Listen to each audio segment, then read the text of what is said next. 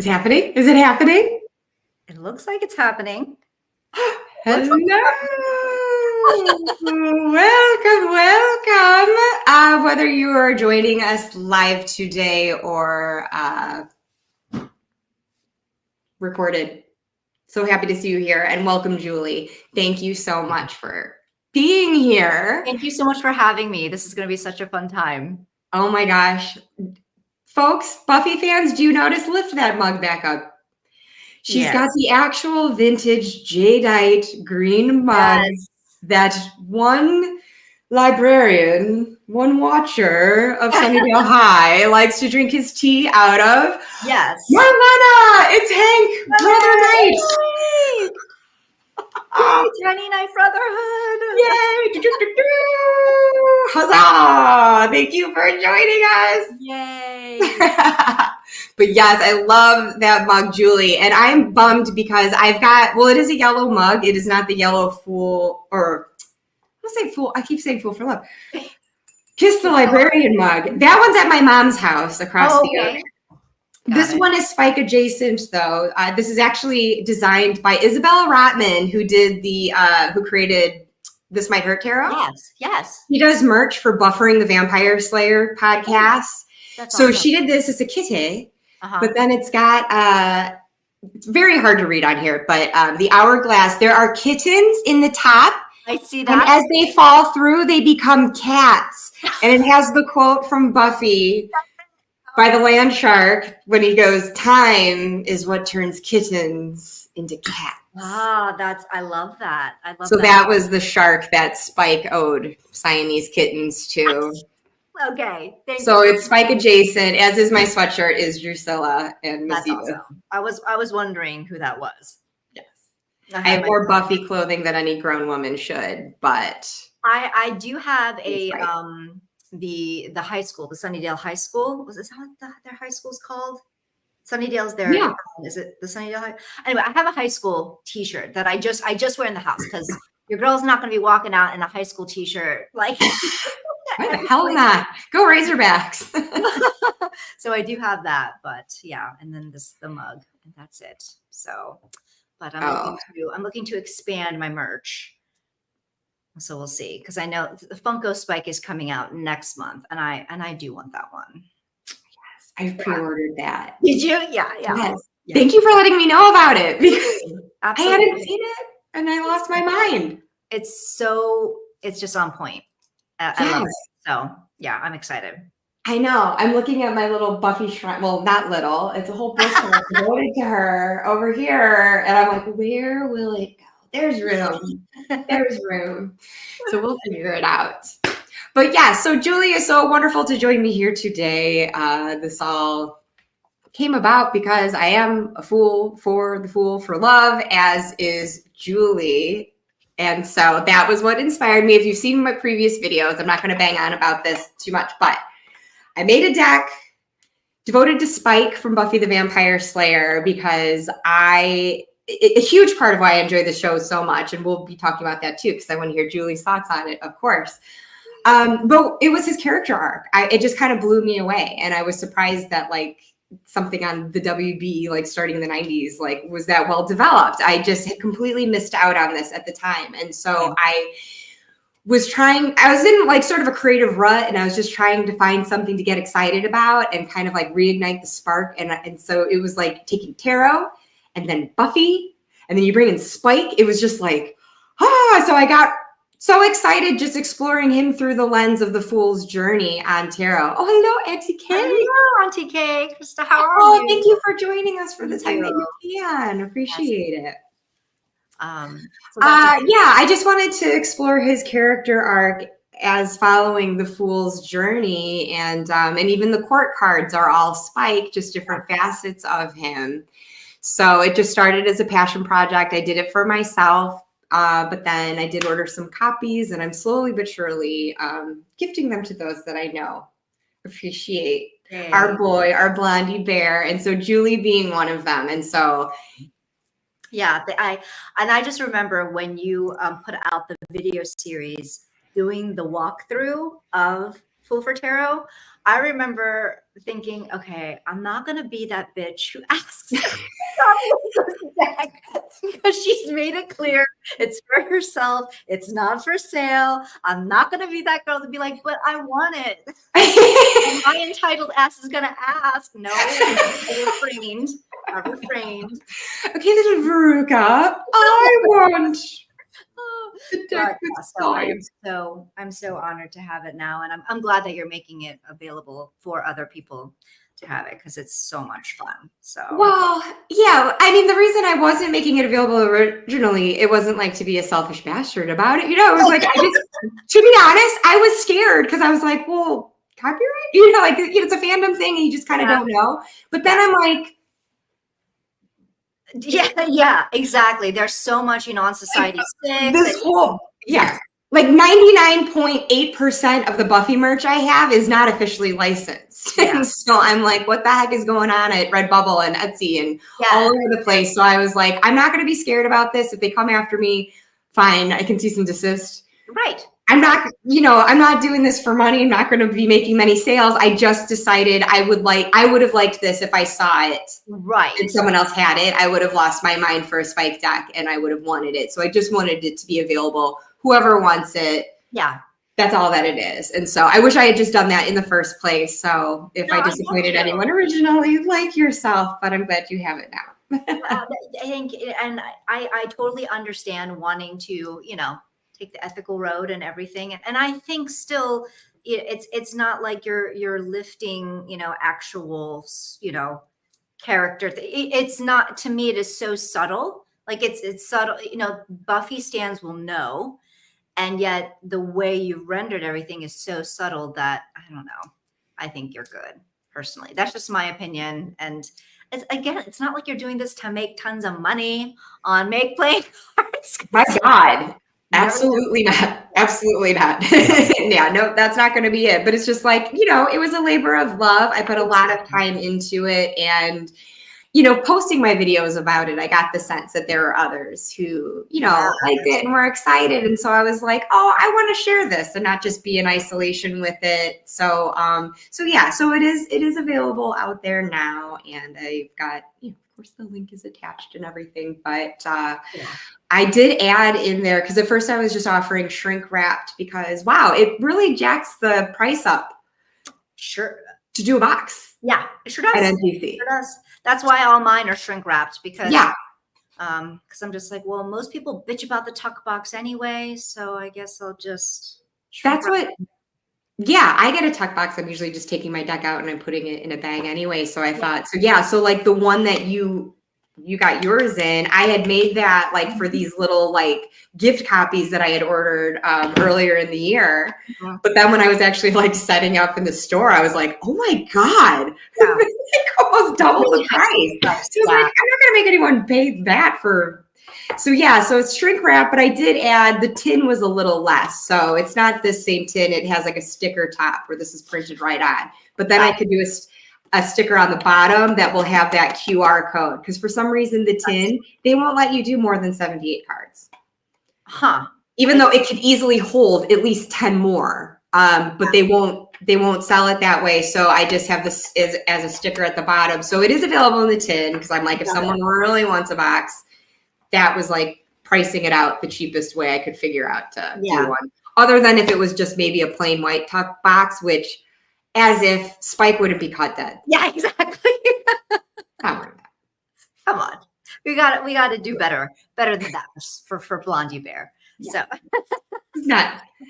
he's too much integrity for that. I just said I wasn't going to do that to him. I couldn't shame him like that. But anyways, I would love to hear because yes, you were the recipient of this because I got so excited when I heard you were watching it. And I don't know if you watched Buffy at all when it first came out, or if this was all just after the fact, or tell me your journey. Well, my journey is just kind of really bass-backward, and I kind of have this pattern with just some shows in general where I'm catching random episodes as they air, and episodes that are very actually pivotal plot points, but because I haven't started from the beginning, I have no idea what's going on. You know what and so I'm just like, oh, okay, I feel like this is super important. I don't have any context for this. Oh, like, oh, Joyce, oh, her mom died. Okay, that's real sad. Or like legit, it was just like, oh, by the way, spoiler alerts. We're spoiler alerts for Buffy. But Yeah. yeah. Thank you. I didn't even think to do that. Some of the episodes that I caught were like, okay, Joyce's death, when Buffy dies, when they bring Buffy back, the musical, and then like Spike and Buffy getting together. Those are the ones you did catch? Those are the ones I caught randomly, or like Angelus like losing his How? phone. Those are huge. And I was just like such a complete confused mess. I'm just like, you know what? I just forget this. Like I'm, and it was back when you didn't have streaming services, so it's like you had to catch them when they broadcast on cable, or have your VCR set up to record. And at that point, I wasn't in the know enough of the show enough to prep in time and to catch up on everything. And it's so funny because over the years, people who know that I'm a huge fan of vampires and vampy things, they're like, you've never seen Buffy the Vampire Slayer? And I'm like, I've seen some of it, but not in the way that it makes sense because they've all been out of order, My God. And catching those moments. I couldn't imagine. How do you begin to dip your toe into that? Yeah. And so I was just like, okay, well, so then when it came to that Buffy tarot, being on pre-order, or there was a lot of promotion on releasing this Buffy inspired tarot deck.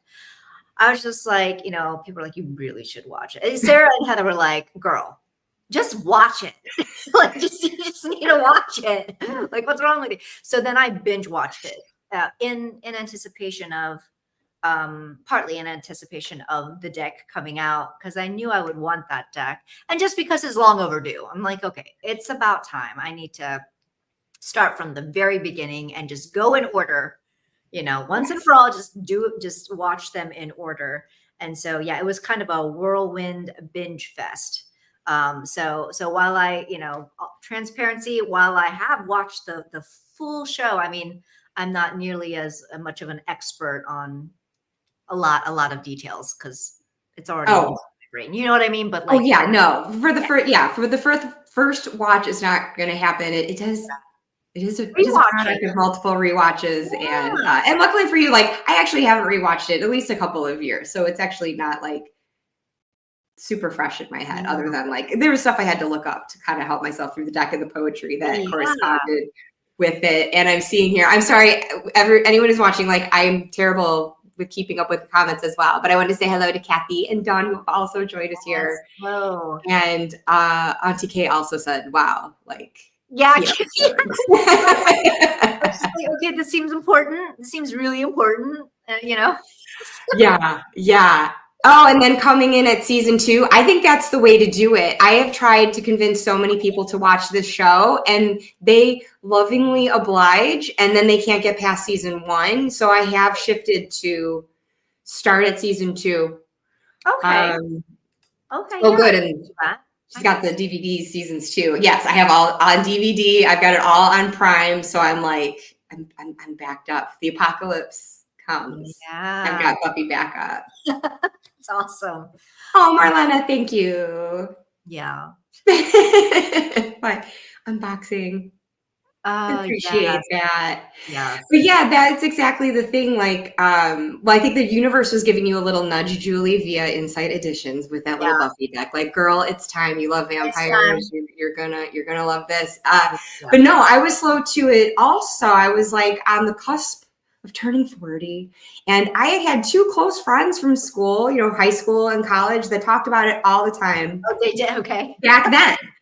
When we were, I guess it came out. I was already at university when that first came out, but I was still in touch with a friend from high school who was obsessed. And every time I saw him, he was just like, blah, blah, blah, you gotta watch it. And then this friend that I was going to school with at the time, she'd show up to parties in like a little mini skirt and like knee-high boots, which like at the time I hadn't really seen anyone wearing. So I was like, girl, you look so cute. And she's like, Buffy. And I was like, oh, what's that? And so they always talked about it. And they're still such close friends of mine to this day that I just felt like I always owed it to them. But it was the same thing. I just wasn't catching it at the time. Yep.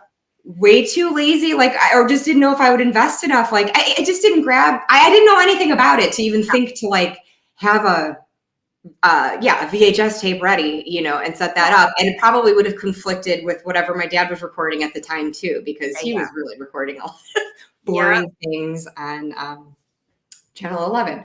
So I probably would have gotten to see it. And I guess I wasn't really watching WB. I know I did, you know, also spoiler, I did know about Angel, his big secret. Mm-hmm. I think I stumbled on that episode as well. Yeah. And then... And funny enough, I watched Angel before I ever watched Buffy. And I know really? that. Oh, I didn't know you saw Angel. Yeah, I know. And I know that people are like, well, what's wrong with you? Angel was shit and Buffy was why would you watch Angel over Buffy? But it really just came down to my huge crush on Wesley, the character Wesley. Huge crush. So that was really the reason I was watching Angel. He looks good in Angel. Yes. And Spike he reprised his role in Angel. So we got to see more of Spike.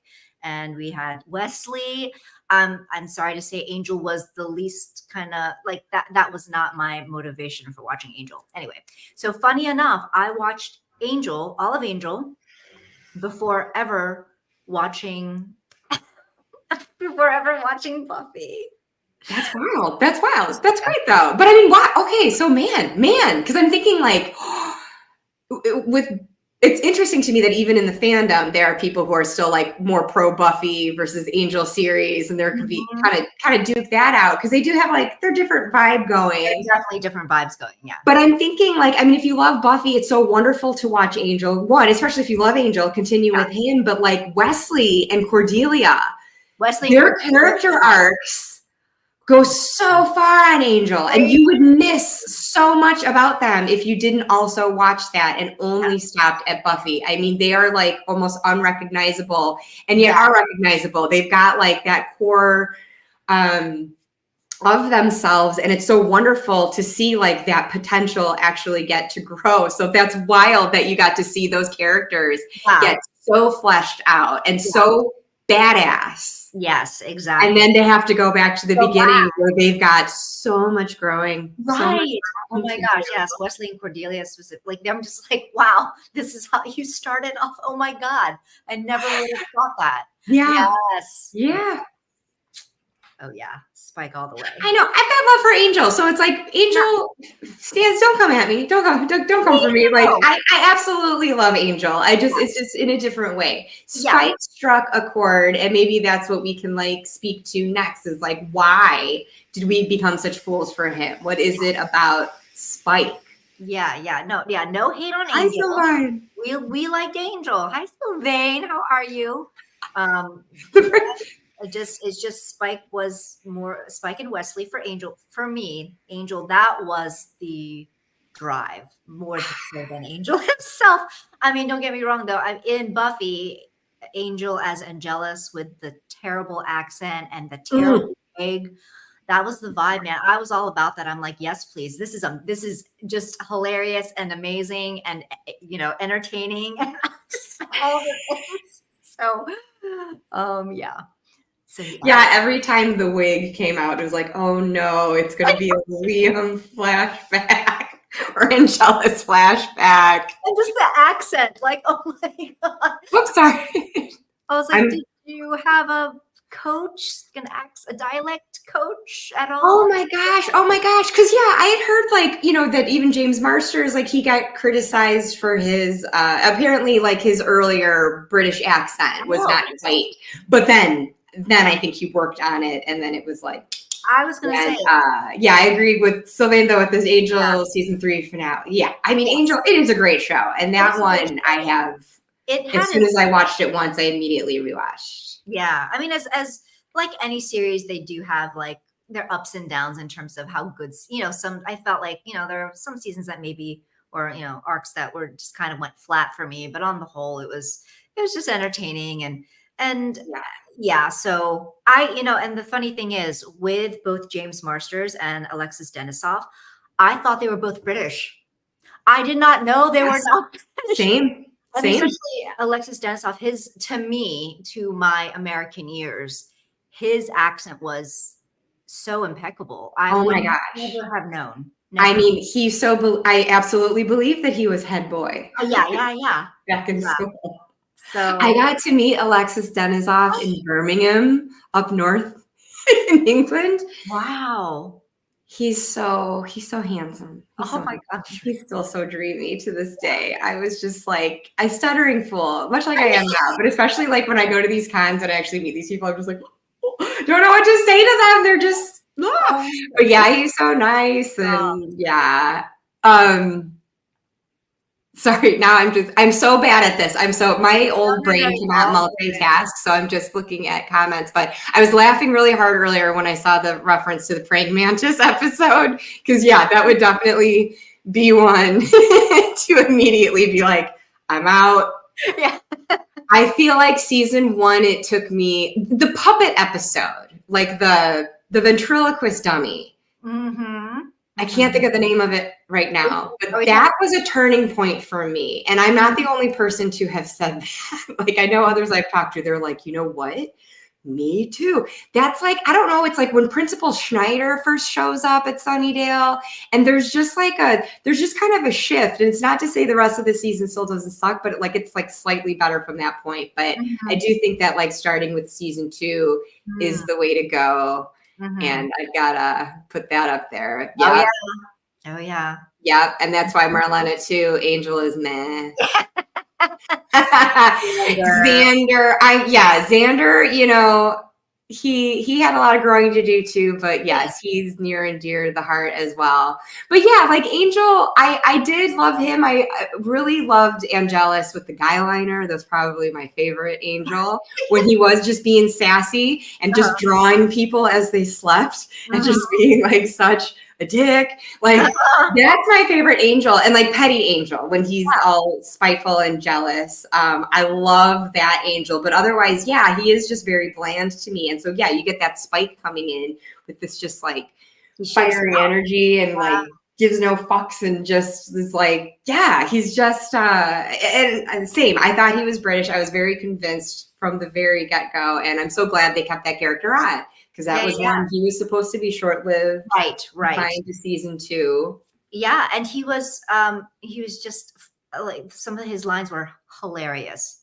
I mean, just kind of like the comedic, effect, just the comedic timing in what is otherwise it can be a gloomy show, especially in later seasons. Like it can get pretty dark and such, and he just always had some, in earlier seasons especially, he just had some great one-liners that just, I would be cackling, like so hilarious. There's one that like, I never see it when I'm looking up Spike quotes, which obviously I did quite a bit, working on the deck. All right, Marlena, I will not forget to get to your question, but the one that I never see though coming up, and it's one of my favorite Spike quotes, is just he's coming to Giles' house and he's like, I think he caught him by surprise. I can't even remember what episode it was. Maybe this is like season 4. He must have caught him off guard, and he just says something to the effect of like, for someone whose title is Watcher, you might want to cast an eye at the door now and then. Yeah. Just such a smart ass. And I know that was part of the reason why they wanted to bring him back, like aside from being like so huge with fans. Yeah. Because Cordelia switching over to Angel, it was like Spike kept that kind of comic relief and that kind of like keeping people on their toes, would just kind of cut them down with that quick quippy humor and not like people get like a little too full of themselves, like kind of said it like it was. Yes. And wasn't ashamed to say it, wouldn't hold back. And so it's a wonderful role. And like at one point he doesn't even have to tell them, like don't know why you Scoobies keep forgetting. Like, I hate you all. Yeah, yeah. And I kind of needed that reminder too. I'm like, oh, that's right. He does, doesn't he? Or does he? You know? Yeah. But Marlena asked what deck I picked for Angel. Are you talking about with the Scooby decks? Yeah. What did I pick for Angel? Don't even remember what deck I picked. Oh my God. Well, I'm getting confused now because I did that, and then Orshi followed up with Angel decks, and then I know I picked for Angel. Actually, I've got it right here. Did I do it? I'm not using this one today, but it's bundled with one that I will pull out later. The Into the Lonely Woods. I don't have the guidebook or box or anything, but I pulled this for Angel. I think in the Angel decks because I thought it has that like big hairy monster, but it's so like soft and endearing and vulnerable and lonely. I think Angel has loneliness, but no, I picked something else for him though in the Scooby decks, and I don't know if it was I think Darkness of Light. Oh, okay. Because it was broody. Good. I'm sorry I took such a ramble to get there. My memory is so bad. No, I mean, hi, Auntie Kate. Thank you for joining us. Bye, Krista. I did that VR, and I'm trying to think of if I even included Angel, because I might not have even included him in mine. I don't remember. I included weird people like Faith. I mean, not weird, but like. No, that was so good that you did. I was ashamed I didn't. Oh. Well, we were keeping it to Scooby. So, but then of course I always break the rules and. No, that was after the fact. I was like, how could I forget? Oh, so no. So I was glad. The people who respond to that tag, thank you for doing so. Because again, I'm like, I'm just going to do this because it's fun, even if it's just me. So I was so excited to see others get into it and reply to that, and add other characters.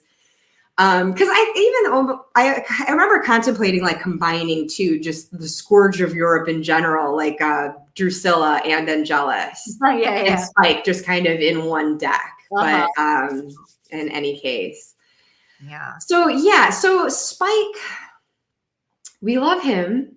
We do. He is problematic in certain ways. Yes. So, Juli, how do we reconcile this? How do we keep the Spike love, but also acknowledge? I mean, it's an unconditional love. It's a tough love, I guess. Yeah, and that's what makes it a real one, a true one.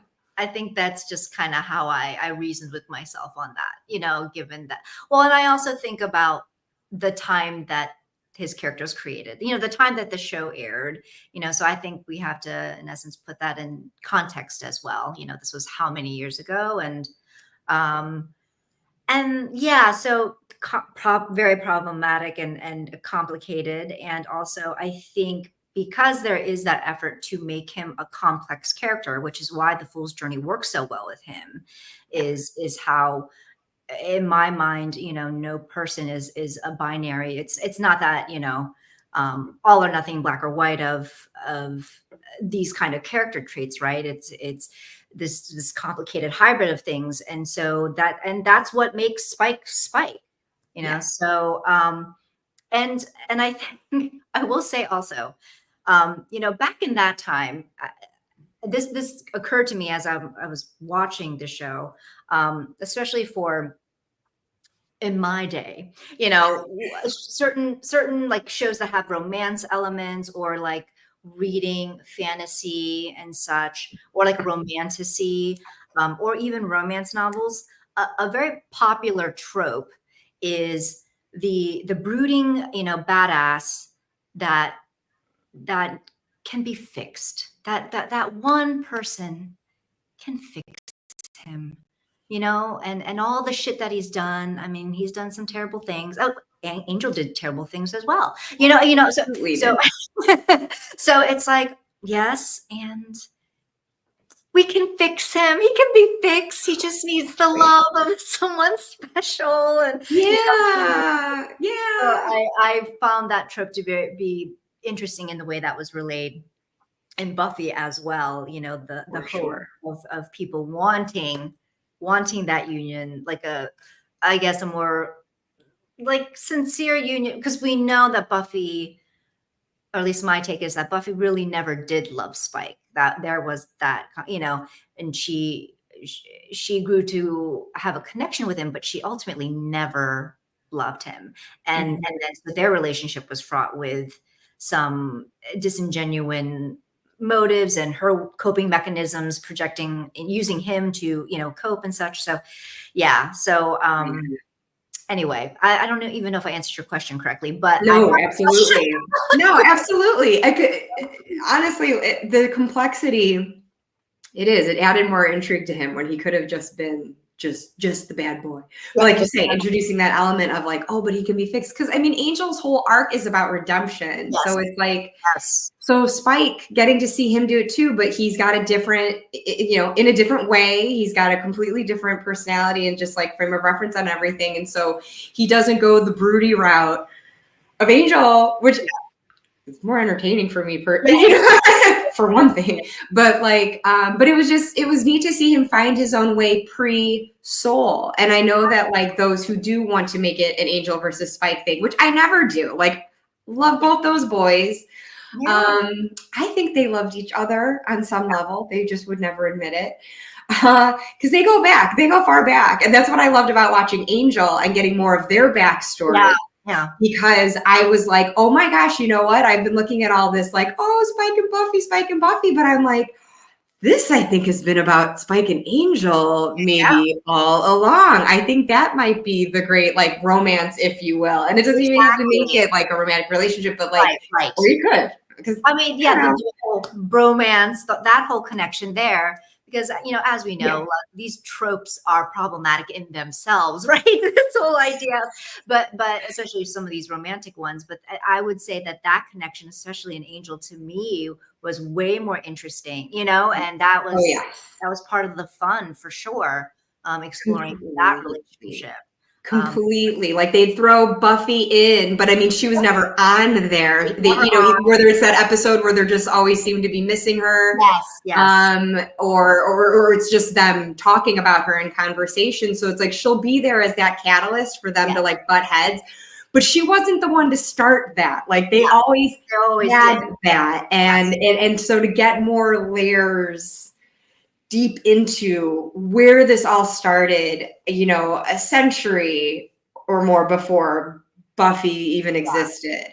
So it just like gave them so much more depth there. And I really, really loved seeing that relationship grow. But yeah, with Spike, I don't even think I got around to answering like my own question in the first place of like how I found my way to Buffy. Cause I was saying like, oh, my friends wanted me to watch it and I didn't, but then it was when it was on Netflix. And so I think it was like 2015. Oh, okay. I was like, oh, because I mean, I wasn't going to record it and I wasn't going to buy DVDs for a show if I didn't know I was going to like it or not. So Netflix, I was like, oh, well, now I have no excuse. Yeah. It's all right there. But I do remember watching it and starting season 1. And I was just kind of like, probably playing Candy Crush on my phone or something while I'm watching. Like I was paying half attention, which is just as well. Because, I love season 1 now. It's like it endears itself to you once you love the series, but it's a tough one. And so it has its hiccups. It's just like this mid-season replacement that had to like get thrown in and find its footing. And even season 2 can take its time with that. But but like as it had season 2, then is when Spike and Drusilla get involved. Yes. And so I was like, so by the end of season 2, and then within Jealous, I was just like, okay. By that finale, I was like, I'm listening. I'm putting my phone down and I'm watching with all my rapt attention now. And then by season 3, just like absolutely hooked. And then by 5, just obsessed. And Spike was a big reason that brought me to that like obsession level by 5, because it was just like, oh my God, he doesn't have a soul. Yeah.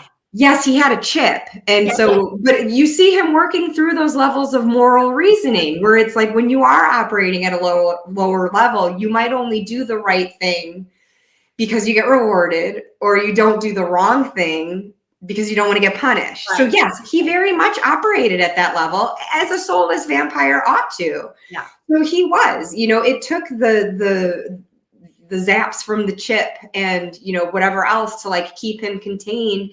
But then that was like how he learned and like to avoid that kind of pain. And then so he's helping the Scoobies selfishly because they're giving him blood and money and you know, shelter and whatever. And he can still like beat the crap out of demons. And so that's like an outlet that he needs as well. So he's finding this other way, but then you just do see then as he starts to have these feelings for Buffy, how it becomes a bit more, he moves up that level of moral reasoning and becomes a bit more selfless with it. And then even if it is kind of selfish to the extent that he's doing it for her because he loves her, but then after, I mean, it does open up that he just knows it's the right thing to do as well, and will do it even knowing she could never love him. Yes, exactly, because the way he wants her to. Yeah, deep down he knows. You know, deep down he knows.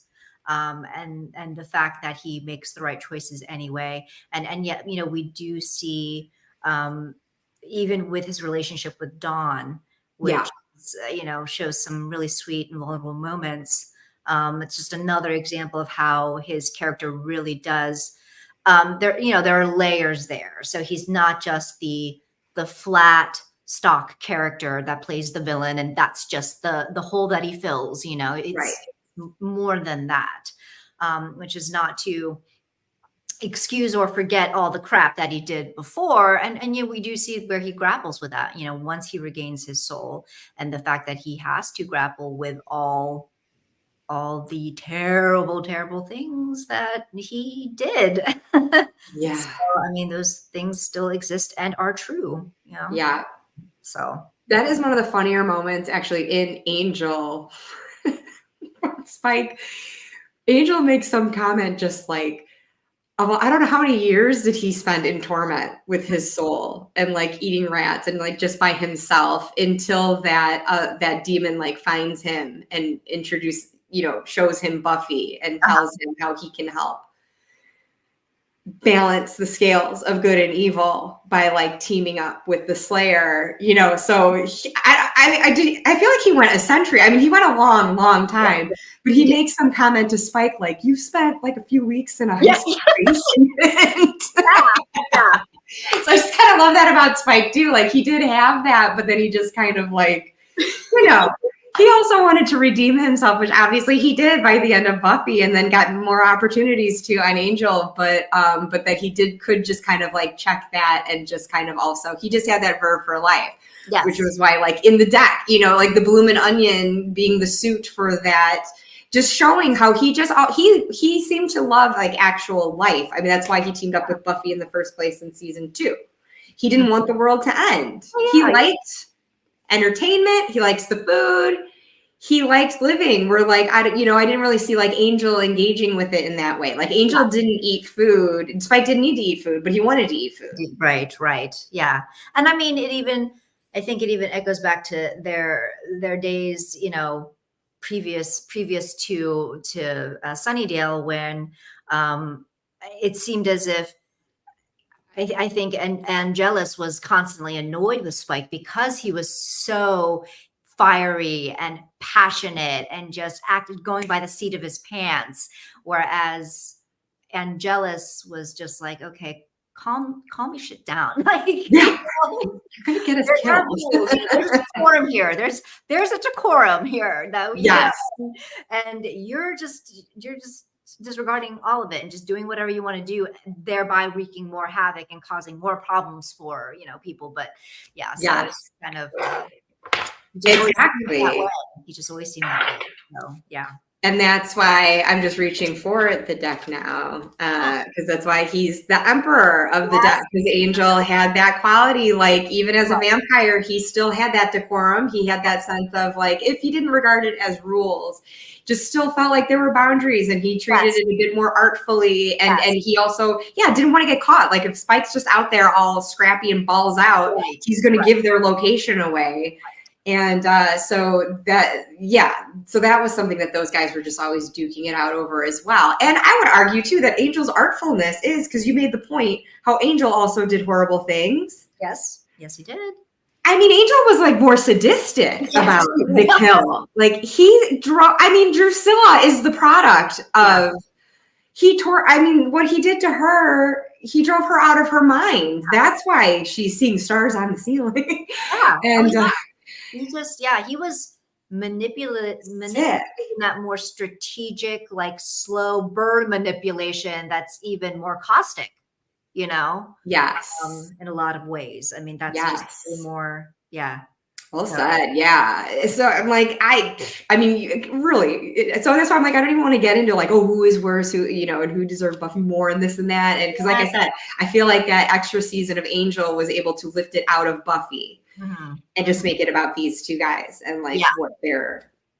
Yeah. And for me, because sorry to interrupt, but like with Angel, the fact that, like you said, we see like references to her.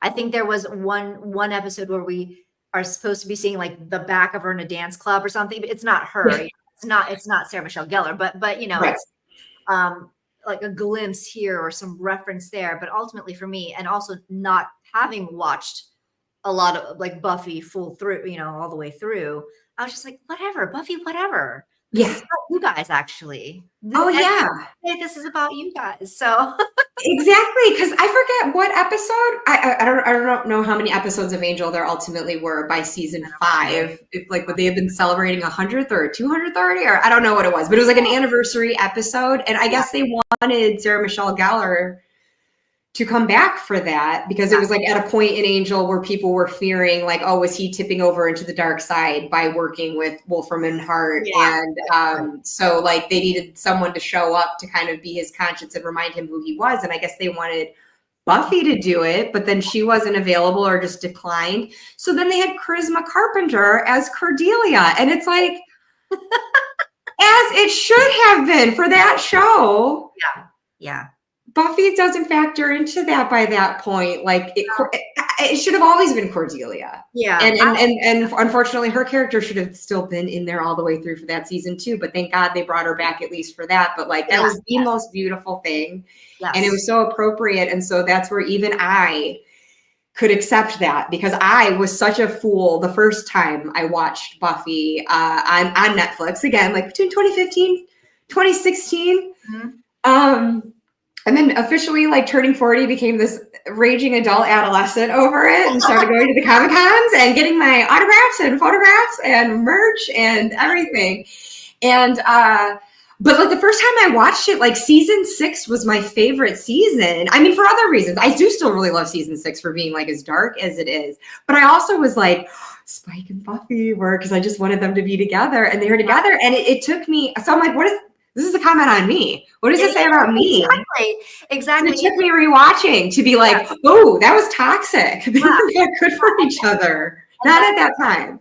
That is the thing about that trope, right? And that is why it continues to stay alive, I think, that trope of these a relationship, two people getting together that by all means should not be getting together. Like they should not be. Or like the idea that one could fix the other, or that if they do get together, things would be resolved, but when it comes to their own self-discovery and identity, no, it's actually the exact opposite, or it's problematic. It just makes things even worse, and so, and I think that's kind of like the escapist entertainment quality of it. It kind of reminds me of like Game of Thrones, right? I don't know if you've never seen it.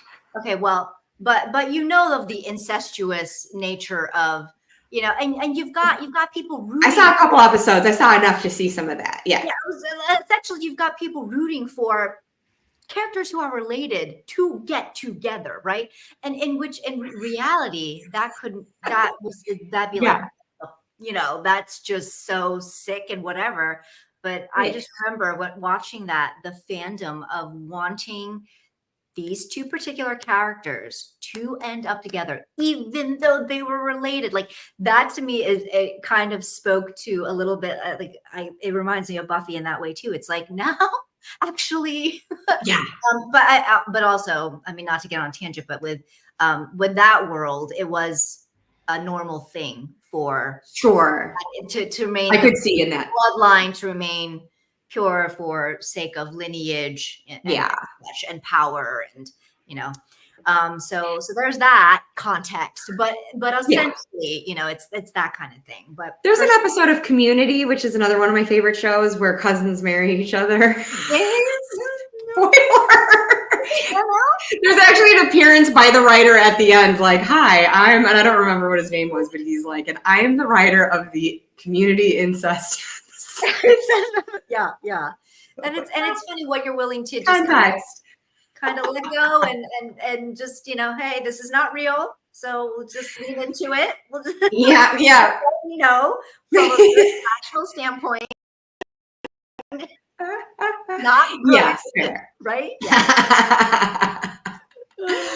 Oh my gosh. But that's the thing. I'm like, I was basically on that first watch, like reduced to a lovesick adolescent, just not even thinking about the consequences or even the motivations that were going into it. I wasn't appreciating how broken Buffy was, even though that was such a big part of what I loved about that season too. And so then it's like coming out of that and then finally letting myself like go down the rabbit hole of like online forums and seeing what people have to say. Then I learned that like season 6 was like notoriously the least liked season. And I was like, oh, really? Oh God, I loved it because I did, again, I liked how dark it went. And so then finally on rewatching, when I could appreciate Get Over It with Spuffy and just like see, like, then that just enhanced for me, like how powerful I thought that season was. And I wondered if maybe if I had watched it when it was first broadcast, like, would that have hit me in the same way? Or did it take being a little older and having a little bit more like lived experience and kind of knowing darker feelings, like to really appreciate what was going on? So I don't diss Marty Noxon on her showrunner choices there at all. Like I actually think it was amazing to have everyone just kind of tanking and hitting rock bottom in that season. It was good. I liked it. Yeah, I would say the same thing. I think if I had watched it back when I was in our early 20s, when was that area? I think in our early 20s, right? Like late teens, early 20s. Like that would have been a way different perspective than me watching it, just last year. Yes. It would have been me just, really pining for this problematic situation when, in fact, no. Yeah, no. And I see we've got agreement here in the comments. Everything is about depression and the darkness. We have exactly, because I feel like, if I had watched it back in college, I hadn't gone there emotionally yet, but now, been there, and it really resonates. Yeah, still babies in college, like what did I what the hell did we know about anything? Yeah. And I'm sure my first response to Spuffy would have been the same in college. Or not. I might not, maybe I wouldn't have gone. Here's a Wildflowers in the Attic. Reddit, a long time ago. I might, maybe it does deserve a reread. That's a little speaking of incest, but that's you've never watched Puppy. Well, highly recommend. Hopefully this inspires you too. But actually I'm thinking in college maybe I would have gone for Angel and not Spike, because I think in college I was all about the like just preppier, clean cut and everything. Where like, life gave me I'm not going to sit here and say like I've got edge. Like, you all know I'm too big a dork for it, but like I appreciate edge more, and so I feel like maybe that is why I was just more into Spike too. And I could have seen me going the Angel path early on. I would have definitely gone for Spike.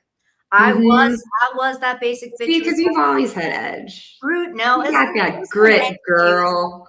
It was like a effed up, mentality of young girls at that time who viewed like, oh, these bad boys, but they can be fixed. They can be reformed. You know what I mean? They can be reformed.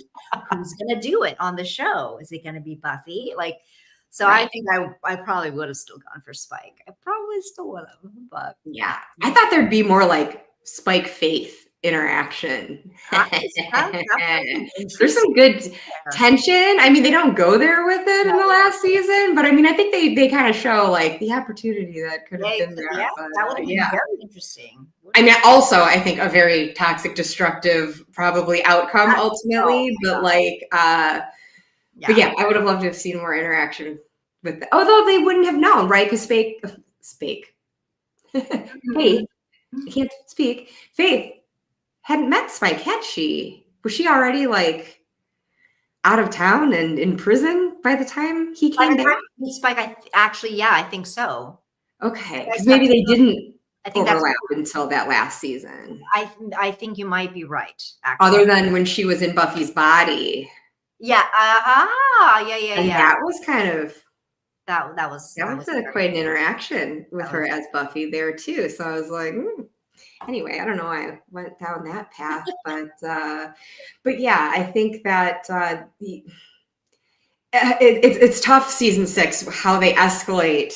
It got pretty dark. That situation. It's like, oh, do I kind of wish that didn't have to happen? Oh yes, absolutely. But the fact that it did, like, I was talking to, because one of my brothers and my sister-in-law had watched Buffy when it first aired. Oh, okay. Oh, wow. And so they were excited when they knew that I had watched it, but they hadn't seen it in such a long time. But then I would be like, oh, Spike.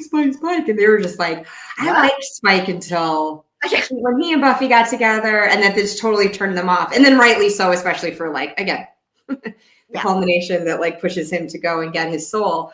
But I said to them, I'm like, but have you watched it more recently? Because like they, same thing for them, like maybe with more age and experience, like maybe they would appreciate the complexity that was there for a bit, because as horrible as, I don't really want to talk about that scene specifically, but the fact is, really, he still didn't have a soul. And we saw other characters, like the guys in the trio, doing horrible things with a soul, so it was like, I don't know. I don't want to be problematic myself saying like, well, I give him a pass because he was sorry. It's so complicated. So I won't go there, but just speaking generally to Spike, it's like, I guess I do cut him a bit of a break. Yeah, I did. When I saw that episode for the very first time, I'm like, oh, really? Oh, wow. They're going there. Really? Okay. Wow. And I don't even know if I should say this. I'm kind of regretting that I have said anything on it myself. So maybe I'll tell you afterwards. But ultimately, it was. Yeah, that was that. I don't even know what to say. It was just like, wow, that's just. I know. I'm like, oh, how do I even address it without like myself sounding? So it's just like. And I, funny enough, I caught a random reel of James Marsters on a podcast, and I don't know how recent it was, where he was talking about that scene and how that scene put him in therapy. Yes, I heard that. I didn't see that interview. Yeah, it really screwed him up really badly. And even while shooting it, he was just a mess. He was probably for all involved, maybe they should have just dialed everything back just a little bit. He said that as an actor, you never want to do a scene like that. If you're going to do a scene like that, like he needs to, make it a resounding scene, in a way that you can, it being that, you're going to have to do a scene like that. It can't be, he didn't want it to be like a shitty scene, shittily done. Do you know what I mean? Right. Because he tried to be professional and really put himself into the character and really do it from what he was saying. But so there's that thing of like wanting to be a good actor and say, this is the job he's meant to perform. This is the scene he's meant to perform. And that scene is just so incredibly difficult and I couldn't imagine. It's so uncomfortable just to watch it. I could not imagine having to. And if they had to like try over and over again, it was just, but I can see that how he wanted to like, if you're going to do it properly because of the delicacy of it, out of respect for those who have been victims of that. So, well, mission accomplished, James. That Juilliard training sure went a long way. Unsettlingly. Well done. But I guess that is the good thing about in the following season, even though on my first watch, again, I definitely wasn't cool with that. Just so everyone knows, on my first watch, no, I wasn't not like, cool with that. get over it. No. No, not cool with it. But I did like want her to love him so badly in season 7. Yeah. But it's so good that it's just not, and they just keep things platonic. And then when she does, well, obviously, I mean, initially she is just kind of like, I think there's a point where maybe he's like reaching out to her and like touches her and she's shying away from that. So it's like she has these appropriate responses. The Scoobies do too. I know Xander sure got pissed off about it and wanted distance. And so there were the boundaries, which were good. And then when she did start breaking down her wall a bit, and then they just had that, like, I think platonic love. Like, I feel she loved him on that level and not romantically, but I feel like she got there at least to the extent of, you know, as like a, I don't know, out of like, you know, respect for all that he did do and overcame and why he did it. And the fact that he was, you know, a partner in helping to save the world a lot and, you know, and being there right to the end and sacrificing. I think on that level, maybe she could get there to say she loved him. But yeah, the way she says it at that very end, I mean, it doesn't come across like totally convincingly to me. It does sound like she's saying it because he needs to hear it. But I do feel on some level she feels it, but it's not going to be the same way she would say it to Amy. Exactly. It's not, I mean, it's not that kind of love. Not the kind of love that he wants from her. And he knows it. And yeah, I completely agree. I think that she's grown to care for him in a way of acknowledging what an important role he has played in her life, for better or for worse. And so that, and all that they've been through together, that history, that she's acknowledged that, no, this is a pivotal person in my life. I don't love him like that, but but there is, you know, there is that connection there. That they've been through together. Yeah. And she was still cookie dough at the time anyway. Yeah. She wasn't ready for anybody. No. Exactly. But it was nice of her to say it because he. Yeah. And he said that too, right? You know, basically he was just like, you're lying to me and also thanks. Yeah, where like an earlier Spike wouldn't have like catered to the delusion of it. You know, the Spike that put Buffy in chains and threatened to sick Drusilla on her unless she said she loved him. So it's just like, yeah, he grew a lot too to be like, no, you don't. But I feel like, okay, I don't think she lied. I think it was there. But yeah, so it was very nice, like just to see them sort of have like those platonic interactions of where they would just kind of cuddle, I guess. You know, just be beside each other and just so there was affection. Yes. Which I think was nice for, you know, for his healing as well. I think so. The fact that she could show at least that level of trust to allow that contact after what had, you know, especially after, you know, what had passed. If we're thinking about, is it the King of Cups? I can't remember which card that you associate. So that was one of my favorite scenes. That was one of my favorite scenes, and that he is able to, he just, he's able to really reset her kind of compass in a way, because she was very lost at that point in on that show with that episode. And then for him to say some lovely things, and then that the rest of that time they're really just holding each other and you know, finding comfort. So that pillow talk ain't what you think it is. That's different. Oh, exactly. Because following that, I'm like, I know this is a weird choice for a Queen of Cups to have like a gun, but like I mean, it was the easiest way for me to like think of how to depict that moment. But that too, which is also pre-Soul, where he's comforting her. So you see this where he was about to be, you know, his usual impulsive self, but he does rein it in and have some genuine, and I mean, it's like for Drusilla, I think he had genuine, you know, Yeah. love on some level for her Yeah. too. So he really was that fool for love. Like that was that piece of humanity that he really held on to. And I love that you mentioned that it's like, because I was thinking about like, now that I've got the cards in front of me, I was thinking of this moment of, for the son, again, odd visual choice to have someone bound up.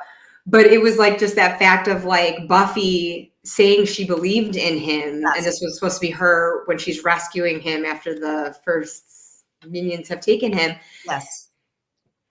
That belief is really what gets him to help. It really helps him start to believe in himself because he still like lacked that. Having the soul wasn't enough. He was just feeling terrible and remorseful, but to realize that like, he did have something that he could still offer. And then he gets strong enough to the point where then he can give that to her when she's at her low. So it's such a beautiful, that is such a beautiful relationship. And so even my, first time watching Buffy self could accept that because I wasn't trying to convince myself that she really meant it romantically at the end there. And I know that there's a scene too before they go to the Hellmouth for that big confrontation, that big Lord of the Rings-esque confrontation or war with the Uber vamps. There's like a scene where she's returning down to the basement where Spike is staying and he stands and she's just facing him. And then it just like fades to black, just the two of them looking at each other. And I guess the choice there was to let the viewer choose what they think happens from there. Okay. If they wanted Spike and Buffy to have, for old time's sake, before they're potentially dying the next day, then go ahead. If you don't, if you want to see it like they did the other nights where they're just kind of like laying beside each other. And again, so even my first time viewing, I couldn't get myself to where I thought they'd be hopping in the sack with each other, but not taking that away from anyone who did. None of us know. They didn't define it for us. So if you believe that, believe it.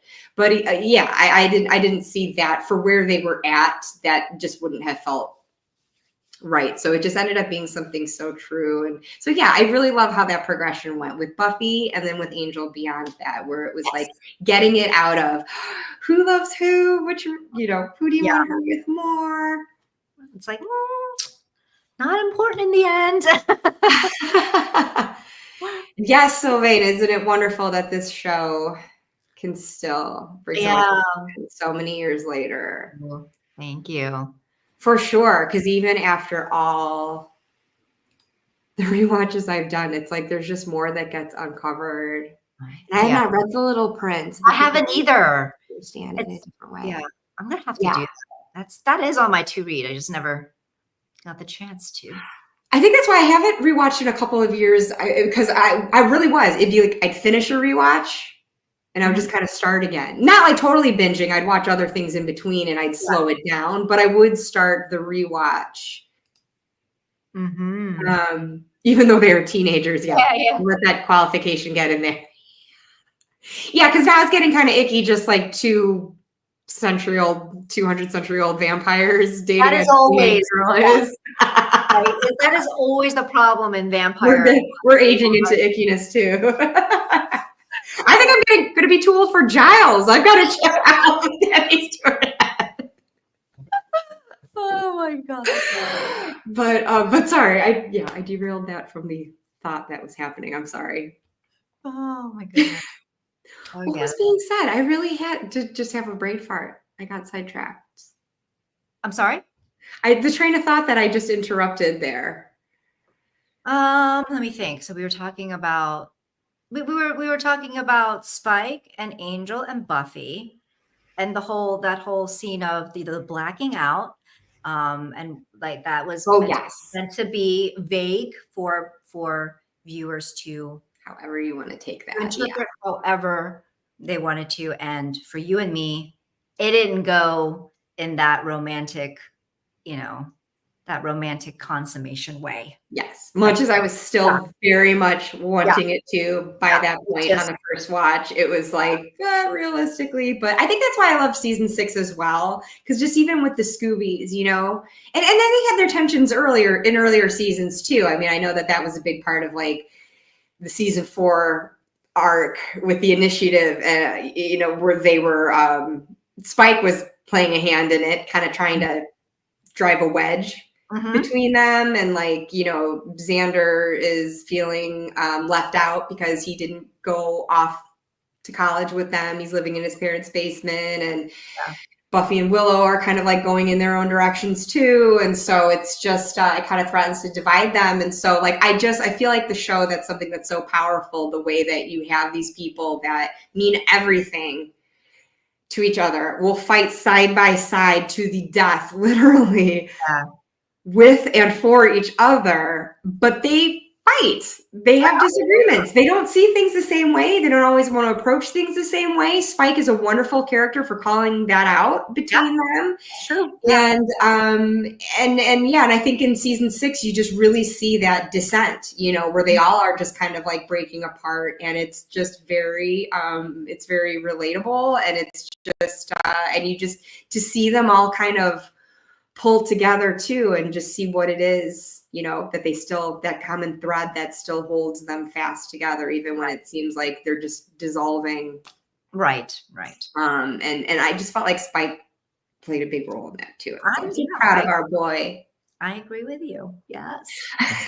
What were other favorite moments that you had? You mentioned that scene with. Well, I mean, the one that you had mentioned, the with the Queen of Cups. This was definitely a favorite. I think like this I agree with your choice for this, because it shows, I mean, both kind of the shadowy, you know, difficult side of the Queen, as well as the more nurturing side of her. Because I mean, in leading up to this, I mean, she's so cruel to him. She's so cruel. And then he becomes reactive, right? He is like Queen of Cups in shadow, and he is like in the worst way, that he gets a shotgun, and he's about, you know, and, but then ultimately the way that scene ends with him comforting her, I mean, I think I was just a puddle of tears. I legit was like, oh my God, this is like, and even Buffy, like in her, you know, in her sorrow and her pain, she kind of gives him a look when he sits down. She looks so confused, like, is this happening? A pat, you know, and she's just like tears, and then also like, what the hell's going on here? I know. Those two actors, the subtleties in their performances, because seriously, like Sarah Michelle Gellar's facial acting and his in that scene, I'm like, why are these people not like walking more red carpets? Like their performances just kill me, because she in that, it's like you just see that wrestling moment of like it's almost a difficult expression to interpret at first, but it is, because she's just sort of like, what is happening here? But she allows it. She needs it. That's the thing. She allows it. And you know, one could interpret that as kind of a realization for her. I mean, you know, after this moment of cruelty, that actually there is something to him. You know, the fact that he could make space for her in this way after she had just spoken to him like that. And, you know, I think it could be interpreted as a moment of like a little bit of a realization that there's more going on, you know, that he's more than she just kind of you know, assumes that he is. So I love that. I actually hadn't even considered it that way in relation to how they had last seen each other. It's just acknowledging like, oh, maybe I was a little. And that's such a bitch sometimes. I'm like, yo, you got to go there. Like, I understand he's not perfect by any means, and sometimes he deserves it, but that just crosses the line. That was like, oh my God, that Fool for Love episode and that scene when she throws the money at him was pivotal. That drove the stake through my heart, and that's when I was like, Spikes forever. And he's like that moment of seeing him grovel on the floor and just gathering the money, and then her saying, "Oh my God!" That's just, it was like, wow, that was so cruel. And he's, oh my gosh, like wow. He's still William, you know. It's just Oh my God, I love it. And I could rewatch over and over again, which I'm sure I have. I'm sure I found a GIF of it at some point and watched that. His face when he's ready to shoot, but then he's processing that there's something, and just everything that happens on his face in that moment of holding back on shooting. Yeah. And putting the gun down and then just kind of looking at her and like venturing to say something, like that whole little sequence just with no words. Yeah. It's just, I totally agree, especially given how cruel and heartless she was to him. Like that, for him to then just disregard that, seeing her in need and in pain, is just like, could I love you more right now? Could I love you more? Even though I know. So problematic. I know, because he was so fired up. He was ready to shoot her and trigger the chip. He did not care like blinding pain it was going to cause him. That's how badly he wanted to do it. And so it's just, I that's what just astounds me.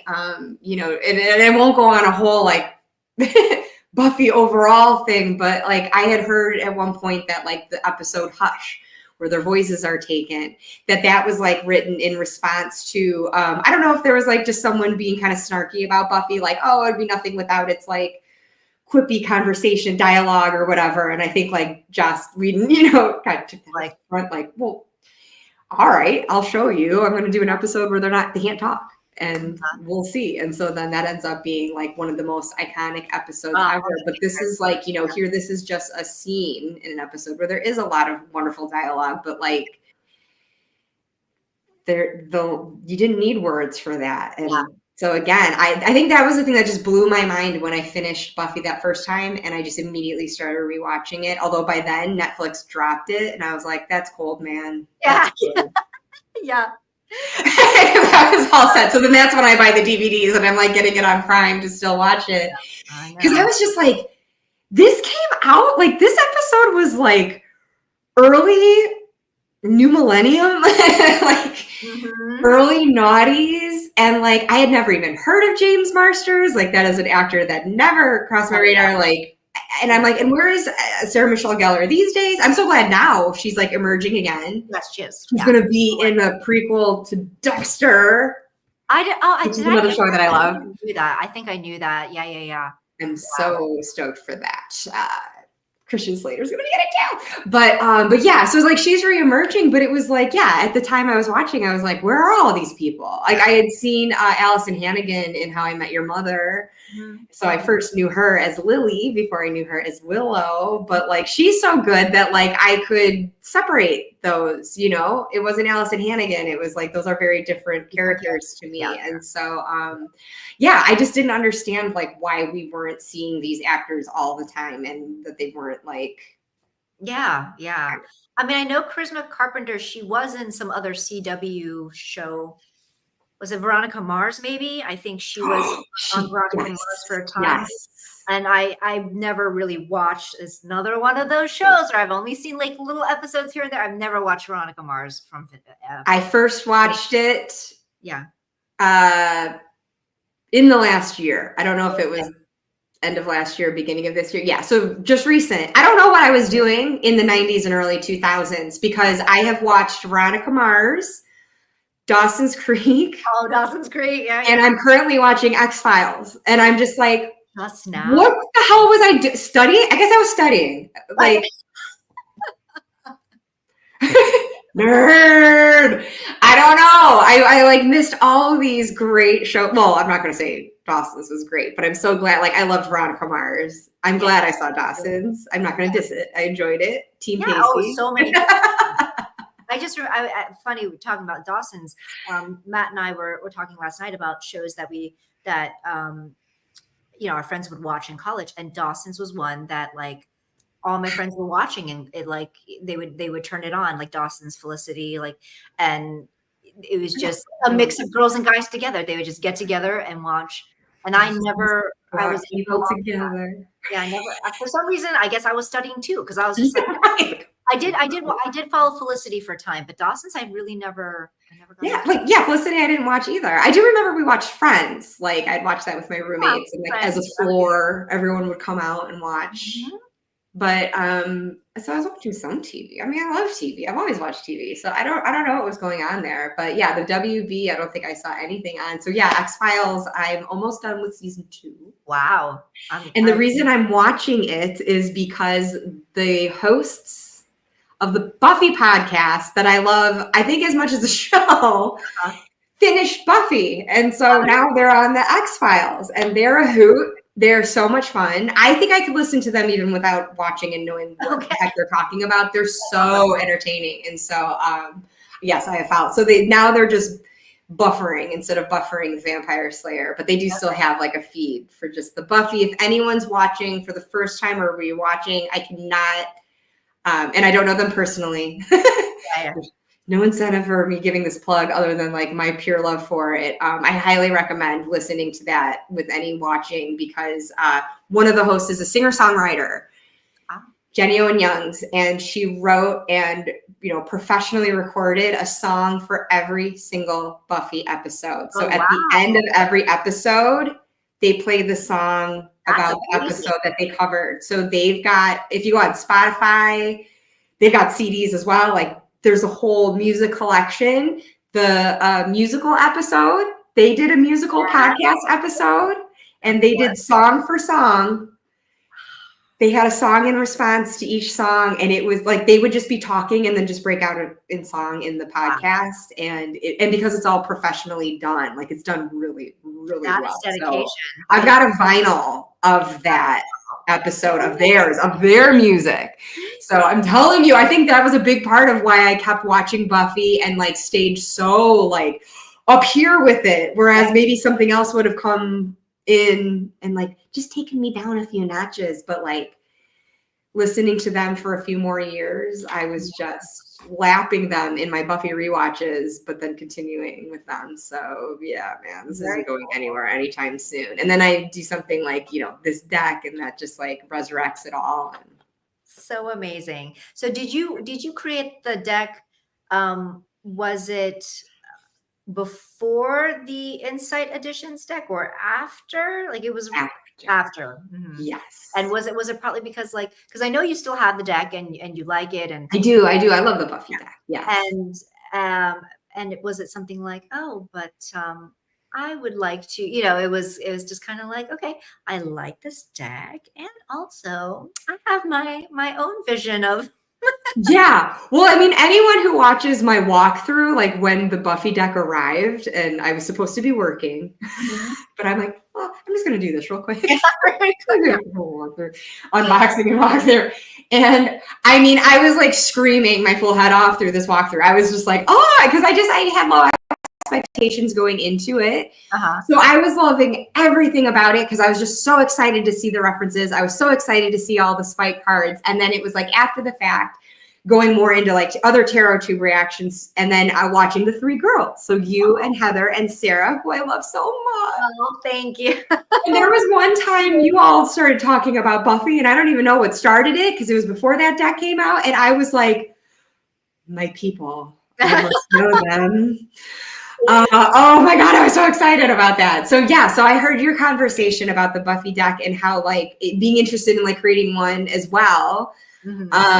And then hearing different choices, and it was just it was so fun, and it was so like stimulating to hear the rationale. And I was like, yes, oh my gosh, yes, there were such good ideas. And so then I ripped it off and I made this deck. But no, I mean, I wasn't like, I don't think I was taking anything that was directly said there, other than maybe like probably Drusilla as High Priestess. I honestly don't remember.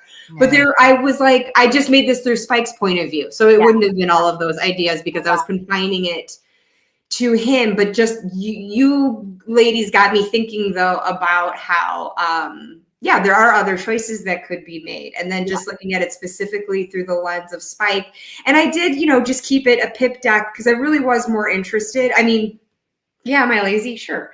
But like, I wanted to look at the big story arc. And there's certainly moments that I could have picked for like the minors, you know, and so I do have representations for the court cards. My cheat is through the poetry. Like I wrote haiku for the minors, and I do have specific Buffy moments that are factored into the haiku that I wrote for the pip. So that was my way of kind of backing into it. But at the time of making the deck, I genuinely was like, I just didn't want to pin those down to one. Like there could be one singular moment that represented that, but there also could have been like so many others. And I don't know. I just wasn't as interested in that as just looking at the broader thing, which was told through the major arcana and then the aspects of himself as told through the courts that took him through all those different stages. And so anyways, hearing that discussion and like what choices you all would have made totally inspired me to think about that too. And I just found myself like, it was one of my visits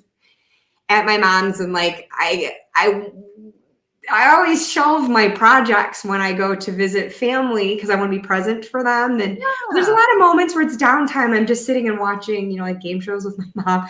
I'm like, I could be doing something, but like, I'm not going to sit and start writing a story like that. I'm really going to be checked out. And like, I'm not going to be able to concentrate with like this ding, ding, ding going on with these game shows and the match game music playing like retro. So I'm like, I was just trying to think of something that I could just kind of work on, but still be there. And if she started talking to me, I could like engage. So I just had like my planner and some empty pages. And I just was sitting there and like, when, you know, we weren't talking, I was just kind of like, jotting and even sketching out like possibly what could be on the card. And it just kind of started that way last autumn. That's amazing. And then, by the beginning of this year, like early this year, then I just hopped on Canva and grabbed some stock photo because I'm not an artist. I can't. I get it. No, I'm the same way. Yeah, so I think actually the way you create your deck was similar to how I've created my decks, which sounds like you were just taking different stock elements and then collaging them together and such. Yes. So that's basically what I did too. Yeah, because I don't draw and I don't paint, but I still think it's a creative endeavor. I still think it requires like an ability to do it. So we don't have to down ourselves too much on it.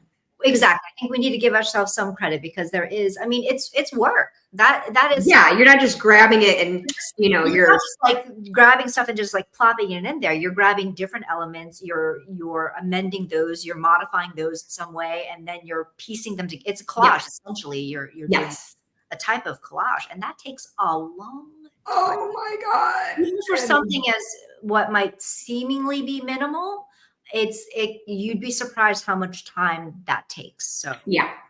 So virtual pat to you, honestly, virtual high five, because I know it does. Well, to you too. Thank you very much. Yeah. I mean, there's definitely like, I'm looking down at this is face up right now. I'm like, okay, there are cards where I had like a single thing like this that's like, okay. And there was another ring in here that I used for justice where it's like, all right. But actually, even this, when I did the background remover, it effed up the ring. So like I had to find another ring to then superimpose onto and try to get it to match up. And so just to get the proportions right and then to get the coloring right. So I mean, like if you really look at it, you could probably like tell where one's phasing into another, but like I'm kind of hoping people won't be looking that closely, but it's like, but stuff like that. It's just like, oh my gosh, the eye strain and like searching for an image that'll work for it. So like every little thing or figuring out how to like still keep some red on it otherwise, because obviously I put a filter on these, but like if I just wanted the red to stand out, it's like there's just stuff that you've got to do to make that work. And I don't have like sophisticated tools at my disposal or training. So I just did what I could do. But no, that was another way that you inspired me, Juli. And I know I've said this to you before with the decks that you've created. And it was never because I was like, oh, I could do that. It was just, I was like, that's so cool. And I just would love hearing your rationale of any deck that you did, your tarot and your oracle decks. And just like, especially like if it was, the fandom, your Bang Tang Tarot and the, I always get the initials backwards. Is it JBG? JBG. Yep. JBG. Or these things you're so passionate about. And like, it's just like, it's contagious to hear like, oh my gosh, how special to like have an undertaking like this where you're working so intimately with something that you love so much, and then you love the tarot and oracle on top of it, and so to be taking that but then your own creativity and seeing where it could lay in, like what would be the keywords, what would be the corresponding tarot card. It bonds you with that thing that you love so really much. does. So it's yeah, it is. It's just a culmination of things. It's, I think, as you and I have talked about, when you're creating, it's not that you're putting cart before the horse and being like, I'm going to go put this on NBC, or I'm going to try to like make this available to the it's like you're doing this. Yeah, I'm doing this. Cha-ching. Yeah. There's no cha-ching. I'm going to be rolling in it. No, you never roll. There is none, which I already knew from like books. Like, yeah, there's no. You gotta do this stuff because you love it, and love it. And then you find the will to keep doing it when that kind of peters out. And I do think there's something to be said. Like even you take away that kind of end goal of any type of publication or anything like that. Like I think there are certain creatrixes out there who create because it's just wired in you to create. You know what I mean? Like like I could not make things. You know what I mean? Like I will always be making things and trying things and creating things. They might be failures, or they might not come to full fruition, but there's always just that drive, right? To completely. Oh my gosh, I have so many unfinished. Yeah. And that's just, and so to have decks that were, again, they were all just kind of like projects for myself, for whatever reason, whether to be like with Inspired Souls, to learn to be more comfortable with pip decks. So the best way to do that is to make my own. And like with JBG, like, well, I love her art, but her decks, like they're, for whatever reason, like they're not really working for me. Well, like I want a tarot deck. Well, I'm going to make my own, that's always like the thinking of like, or like, oh yeah, Bangtan Tarot. That was just like a love child, like it was just like, oh, that was so amazing. Yeah. Oh, you said that so much prettier than I did, by the way. I come in with my Midwest accent. It's totally fine. Sorry, I'm from Chicago. and like you said, just like we're not trained artists. We don't paint or we don't draw.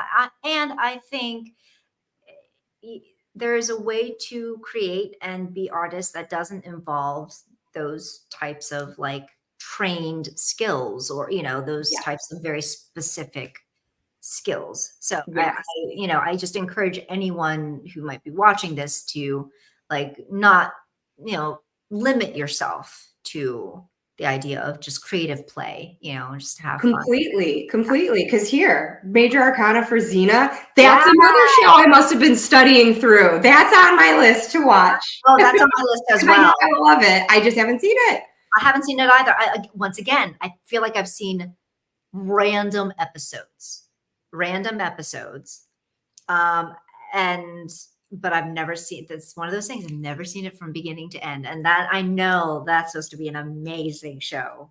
I know. And maybe that's why I have it, because I'm like, I know I will love it, and then it'll just be the next thing too. So I did just go, I'm down the lost rabbit hole right now. I will say I finished it, and but that is awesome. Thank you, Marlena. Shout out Chicago. And the Bears were just in town here last weekend. Wow. And so that really brought the dick out. Oh, Marlena, wrong one. Archie comics. I loved the Archies. I read those as a kid, and I have watched Riverdale as an adult. Awesome. Someone needs to make that. Yeah. And I love that Ghostbusters tarot that you've been showing, Marlena, at your channel. Okay, so yes. We got another Xena fan. Good. Okay. Yeah. I will hopefully watch the show in time for that to come out. Yeah. I would love I should try to get into that because I've been just I knew, especially when it was out, people were all about it, and I just and I meant to show this earlier. The Buffy deck is still the one I use the most. I love that. That's very cool. It is. I do. I love that deck. There were a few cards that made me scratch my head, but I found my way with them. And so that's the one. I've got an extra copy that I trimmed the borders off of, and that's what I carry around in my purse. Cool. And I know that they've come out with a mega, and maybe I know that they're planning the mega and the mini version. I think the mega is maybe it's the mega that's currently out, and that they've fixed the guide. They did revise the guidebook, so that is what a commenter said in a video. So I think because if I get that for any reason, that would be the primary one. Wow, right? Corrected guidebook. Yes, as we have said before, oversight editions. Which is a shame because I feel like out of all the decks they had done up to that point, this one was the most fleshed out. They actually gave illustrated minors and didn't film. I felt like that was such a gift. I think that was a big reason why, I wasn't, I was just so excited when I first unboxed it and flipped through. And I was just like, not like really citing any flaw in the moment. Or I'm sure as I was talking through, I'm sure there was one where I was like, I'm not sure what this one's supposed to be. But I just was thrilled because I just had myself prepared that it wasn't going to be illustrated pips. And I think that's the best way to approach things, I'm finding, because that's how I approached Lost after knowing that everyone hated the ending. Someone actually told me not to watch it because of the ending, and I won't go down this tangent, but I almost didn't watch the series because people were so down on it for the end. So I went in because it's on Netflix. So I was like, so again, it's like with Buffy. I'm like, well, now it's on Netflix. I'm going to watch it. You're going to watch it? Okay. Loved it. I binged it all in a month's time. So I can imagine maybe it's different if you spent years and then you had certain things. And I could see how you would forget maybe a lot week to week watching. So basically what I found out, though, is that was a largely misunderstood ending. And that was the reason why a lot of people didn't like it. I think there's still legit criticism if it just didn't answer everything people wanted. But a big part of the reaction was that people misunderstood it. And what they think is not, or what they thought was not actually what happened. So interesting. Anyways, but I just went in with low expectations and I was ready to hate the ending, but I'm like, I'm loving the destination here. This is a blast. And as it turned out, I loved the ending. I thought it was beautiful. So I was just like, what are people talking about? So I'm now a little too enmeshed in Reddit threads, but anyways, keeping this to Buffy. But yeah, that is what happens though. You just get so excited about the thing. And when you love tarot too, it's just such a great exercise.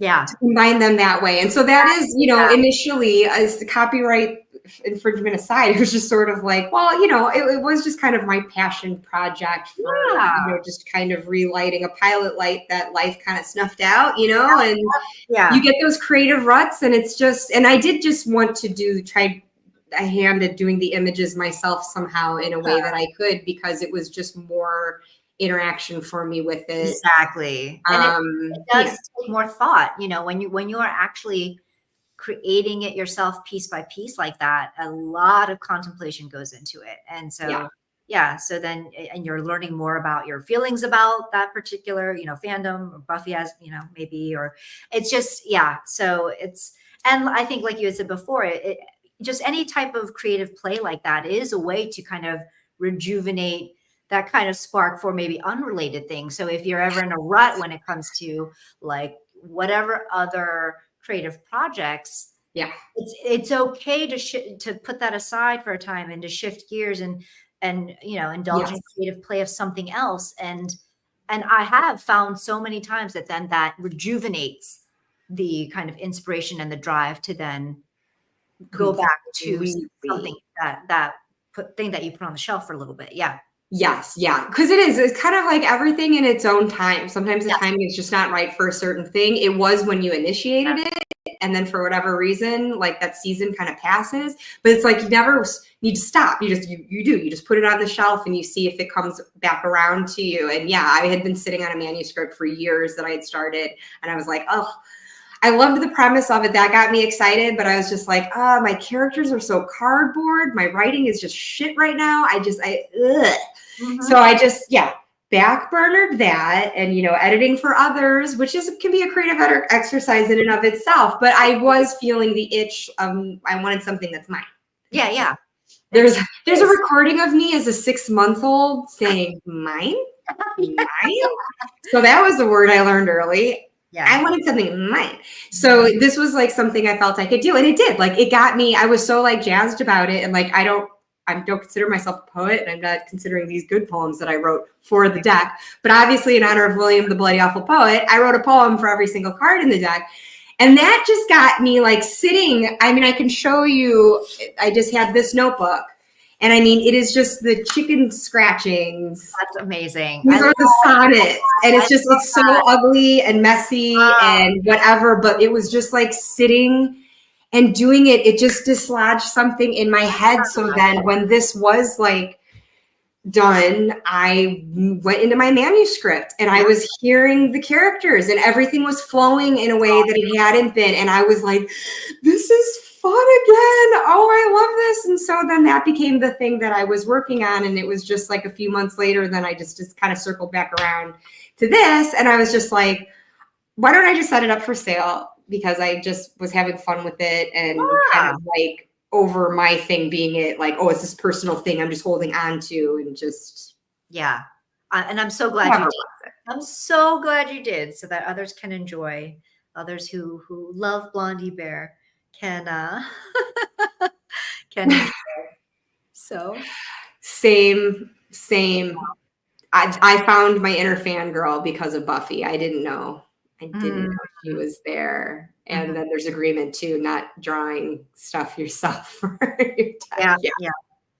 And then Sylvain says, I would only have time to get the Major Arcana ready for the 30th anniversary of Xena. I think I'm just hoping we get a bunch of new celebratory fan works. Yeah. It is so much fun. I love the community of it. Like, that's what's so neat. Like, I was avoiding the internet like the plague. Now I'm just watching Lost because I did not want to get any spoilers. But now that was part of the incentive of finishing it, just so I could be like, ooh, so I would like to get in on something when it's actually still first going, you know, because I feel like I miss out on the party. But then there's stuff like this where I'm like, no, because people still love Buffy and whatever other fandom, we're still talking about it decades later. Yep. So yeah, it's never too late to kind of hop on that. I agree. Yeah, absolutely. So, yeah. Well, okay. Wow. We've been talking.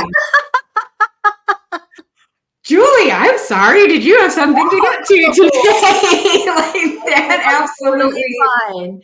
That blew. Okay. Right? Didn't it? Well, time flies when you're talking about something you love. I mean, I guess so. Totally sense. Oh, well, thank you to everyone who's like sticking this out with us too, or maybe it's giving people a chance to hop on. I do want to ask you. I mean, you don't have to get into each of the ships at length, but I thought maybe I could quickly fuck, marry, kill. Oh, geez.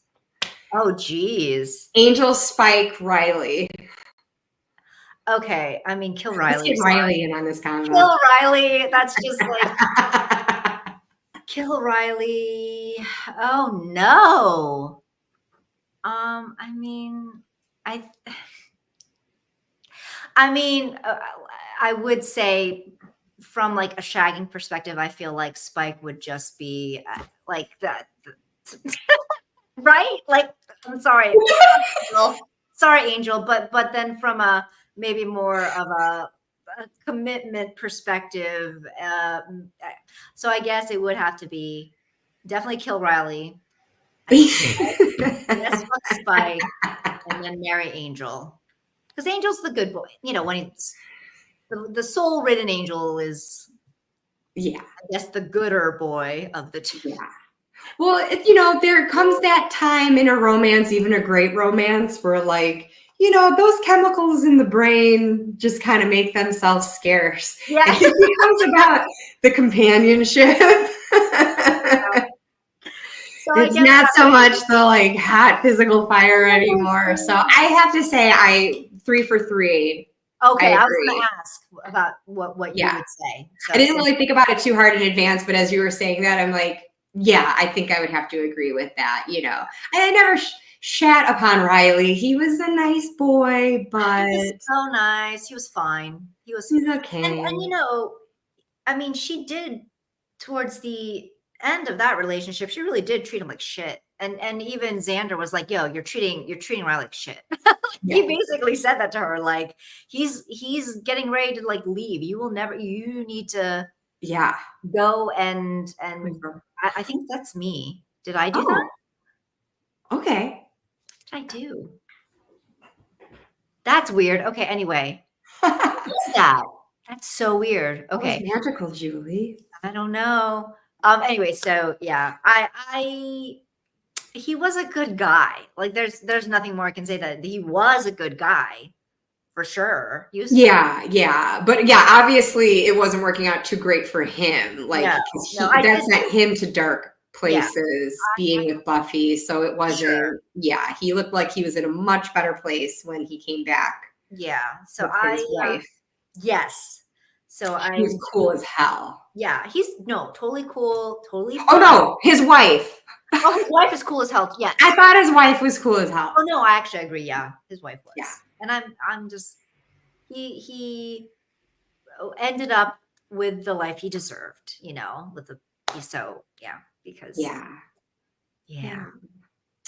Okay. All right. Well, I mean, this has gotten longer. I know that you were up for doing like a sample reading. I don't know if you still want to do that or if it's time, Well, like that's we'll do totally it up to another you. time or whatever. That is totally up to you. I have the time, but that is and that's totally up to you. Yeah. So I mean, I leave it I to got nothing. I'm good. But I mean, I am used to droning on and on and on and on. I'm really bad at being like, oh. So I'm used to needing other people to kind of rein me in. So I mean, honestly, it's up to you, especially since it's your you're gonna be channel. my parent. It's your channel. It's your deck. So I'm all game if you are. Okay. Before that, though, was there anything else that you wanted to say about the show, Spike? I think we covered it. I think it's a great conversation, and just like having a great time with Fool for Tarot. I think once again, as I've said over and over, it's just been a great time. And I do like that. I mean, you're calling it lazy pips. I actually do like that it's a pip deck. I actually do like that because that's okay. There are times when pips just make things feel a little more expansive, and so true. So I actually like that when it comes to a fandom deck like this. That you don't have to necessarily limit to a particular episode or story or with the minors. So I actually like that. So yeah. Okay, good. That does make me feel better. Yeah. Reinforces that choice. Because if I could have thought of things, I mean, I would have, and like I said, I did it for the haiku poetry, but but even that, it was like, I didn't feel like that. It still felt non-committal. Like, okay, I'll do this, for laughs, reference this thing. It's just a 3-line, it's like so brief. But I feel like if I had there was nothing that would have been like that, like, I don't know. There were a few of them, I guess, that maybe like screamed a certain scene or something. But But no, I think so. The people who want that context, the Buffy stans who might want that context, then the guidebook, will give it to them. And I really did enjoy the poetry as well. I think I honestly think you did a fantastic job with the poetry. Yeah. I agree, Sylvain. I don't feel like they're lazy pips. Thank you. I really do enjoy that. And thank you about the poetry too. It sure was fun. I mean, I am not a poet like Marlena Teresa, who graced us with her presence. I don't know if she's still here, but I went for the structure. I know she goes for more of the free verse, and I think that is how more contemporary poetry is. But I was thinking, well, William was a Victorian originally. It's all about So he would have been like more conventional. So I just kind of started there, and I do, as the time just flows, and I'm not good with structuring things. I need structure. I need to be penned in with something. So give me meter, give me rhyme that I've got to stick to, a line length, and that'll be. I think you did a fantastic job. Honestly, and I could tell that you're having fun with it, just with examples you chose and how you wrote it. So I love it. Love it. Well, it was so low stakes because again, just for myself. Like, yeah, now that I am sharing with others, though, it's like I just hope people will just see stuff. If you end up seeing it, just embrace it in the spirit of fun. I certainly do not take myself seriously. Yeah. With anything, so hopefully it's received in that spirit. But I'm just grabbing this to get. Speaking of the guidebook, yeah. Where did I put it? Sorry. I'm trying to find the spread. You'd think I retained this. Wait. Oh, yeah, this is it. You got it? Yes. All right. So here's my little. Oh. It's not showing up well, but a little guidebook there. But yeah, let's to the end because I ended up coming up with a spike spread for a general reading. There's also a Spuffy spread for relationship reading. And then the Slayer spread I have shown before. I definitely talking about the Buffy deck. I believe that I created that like several years ago when I was first studying tarot, and I did an online course. And that was one of the activities was to come up with your own spread. And so I was like, that's awesome. But yeah, so again, don't think it's going to show up too well, but basically the form of it. Oh, wow. That's not showing up at all, is it? I have it here. You've got it printed. Sure, I can. Yeah, I mean, it's just it's the Celtic cross before the line, the staff on the side is basically what it looks like. Like this. I guess the form doesn't necessarily matter, but I chose the cross. Just thinking of Spike. Yeah. It's that moment in the chapel, when he's regained his soul and he's just like he's searing himself on that. Oh my God. Yes. As captured here, it's not the same cross, obviously. It's a cross that I found for stock photo, but there's spike dust, spike smoke coming off of it. That is just one of those moments that's the thing. Spike just had those moments that killed me. Yeah. So I mean, my heart. A lot. He went through so much. That guy. I had finished the show for the first time, and my husband was there with me, and he hadn't watched it all the way through with me though. But so he's present for the ending, and then I see what happens to Spike in that last episode, and then when the episode ended, I was just like. He's just like, oh, we're ready to have dinner. And I'm just like, yes, I'm gonna go. And so I went to the bathroom and Jules was like, and I guess I didn't want him to see me cry because I was like, I'm processing.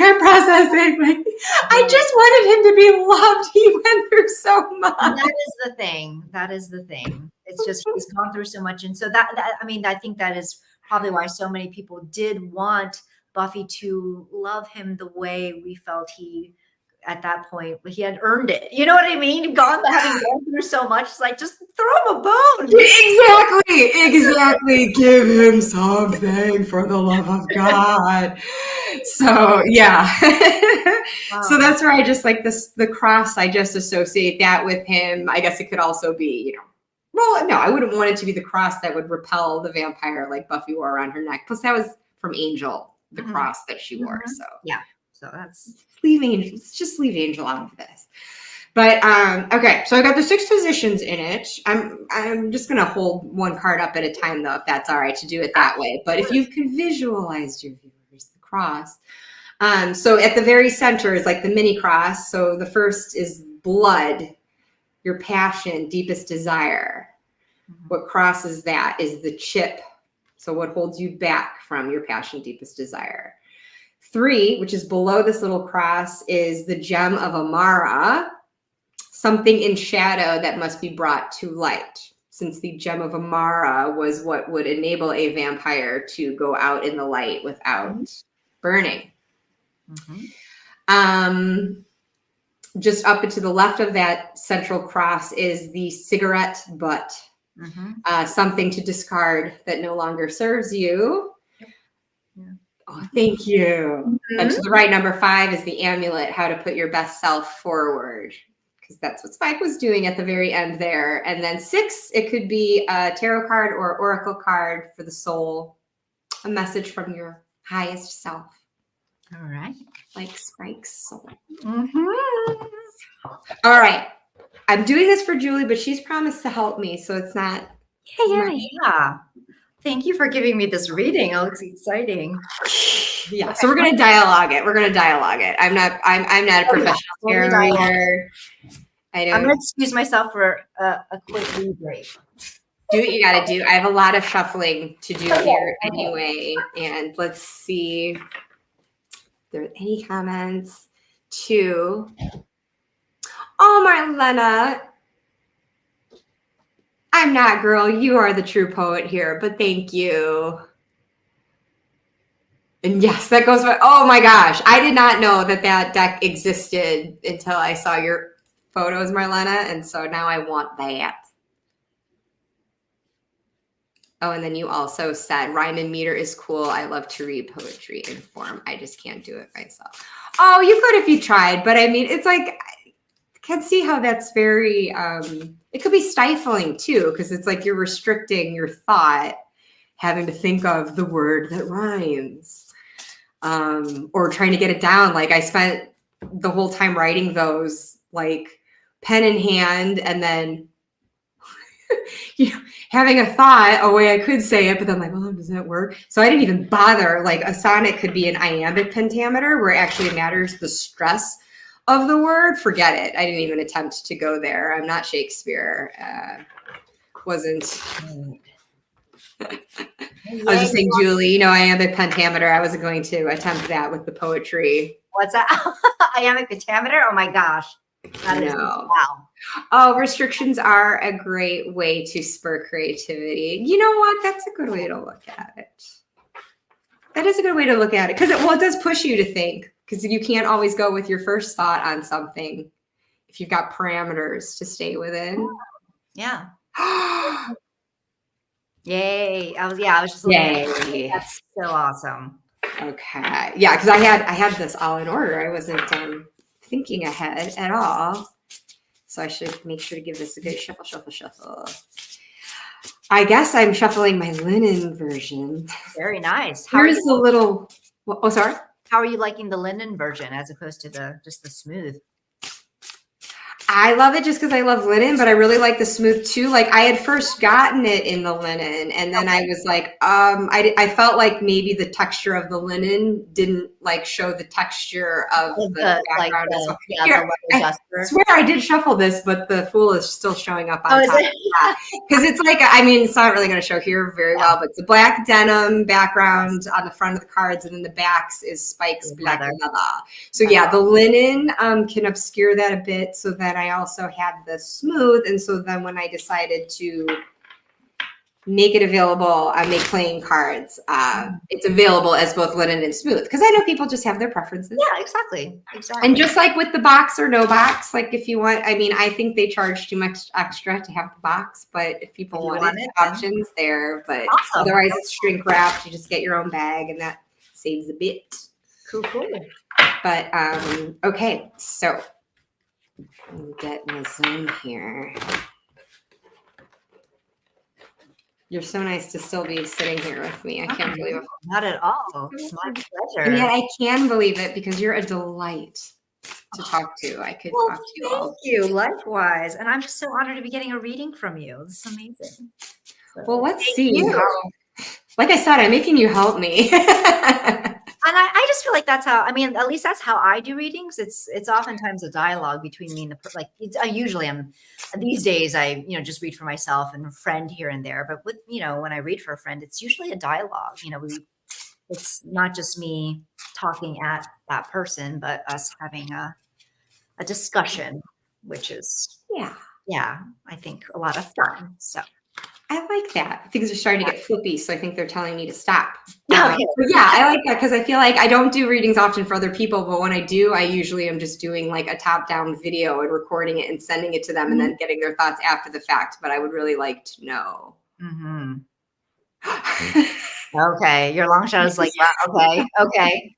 So already handing it to you. Okay, already has your number. Okay, so Okay.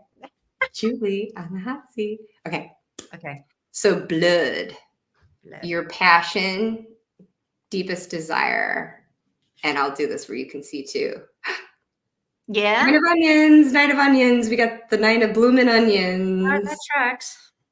Yeah. That track. Yeah. Yeah. It's Yeah. kinds of I just associate that with like the creature comforts and like the luxuriating in what you work so hard for Yeah. and having that build up to something and to just not Absolutely. I love getting this card. I know. It's like It's like the greatest card, one of the greatest cards to get for sure. Yeah. So I that would say, yeah. and I would that is yes, an ultimate desire to be in that state both physically and mentally, you know, in terms of Yes. having those accomplishments and the comforts and just the culmination of what you work hard for, and then at the same time mentally to have that and to feel like, especially with a 9, feeling like you can really just revel in that for a time. You know, we're still going for the 10, but this is a nice time to really just sit back and enjoy and be in gratitude and feel like things are really good. Yes. You know? So that is for sure, it's an ultimate goal. I would agree. I'm like, hey, if I could pick a card out of the deck that I would like to be, that's how I would feel about it too. I love, I mean, and not specifically this version. I love the 9 of Pentacles in general for that reason. Because I always regard like the 10s is when you can bring it in and share it with others. But like the 9 is just kind of that time for you, that me time, that self-care time, that, and just sitting in the fruits of your own efforts and feeling that sense of like self-fulfillment and reward and feeling like everything that you did put forward paid off. Right, exactly. And I mean, it is a 9. So again, we know that we're not at the end of things. Right. You know, there's always that little more, you know, and there might be, you know, a little bit of like a shake up or, you know, within that, certainly for sure. 9 as an odd number. And still those 2 things aren't like mutually exclusive. You can have that and still be reveling and showing gratitude in coming to that place. Like it is even with its hardships and even with, you know, just how long it takes to get there. Like that is some knowledge. Yeah. So that'd be great. That'd be great. All right. Well, there you go. If anyone's I don't know if showing up the red splotches, I put red roses on the bloomin' onion. Maybe not edible for that mailer. I don't know. Can you eat roses? Are roses edible? I know you can eat some flowers. I know. I mean, there are a number of flowers that are flowers you can. Yeah, I think of like pansies, but you know, it's just to represent that sense of like luxury. Yeah. A little splash of red. Okay, so then what crosses this? The chip in Spike's noggin. This is what holds you back from the blood, your deepest desire. So that crosses. Okay. What? That's reading me for filth. Juli, you got a lot on your mind. Got a lot on, yeah, for sure. I mean that this year. Oh, this is the fag. Sorry, this is the and just to note, this is the British slang for cigarettes for anyone watching. It's why it's called fags and spike stack. But yeah, you got a lot on your mind, but also on your plate. You've got some burden. Yeah, a sense of burden at any rate. It is. Yeah, I mean, I think that again, like with 10s, we know that there is a sense of like having. Certainly, I have achieved things. There are things that I've been tasked to do this year.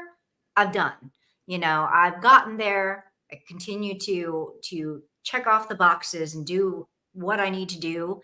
And it is a lot. It is a lot of responsibility and there is burden there.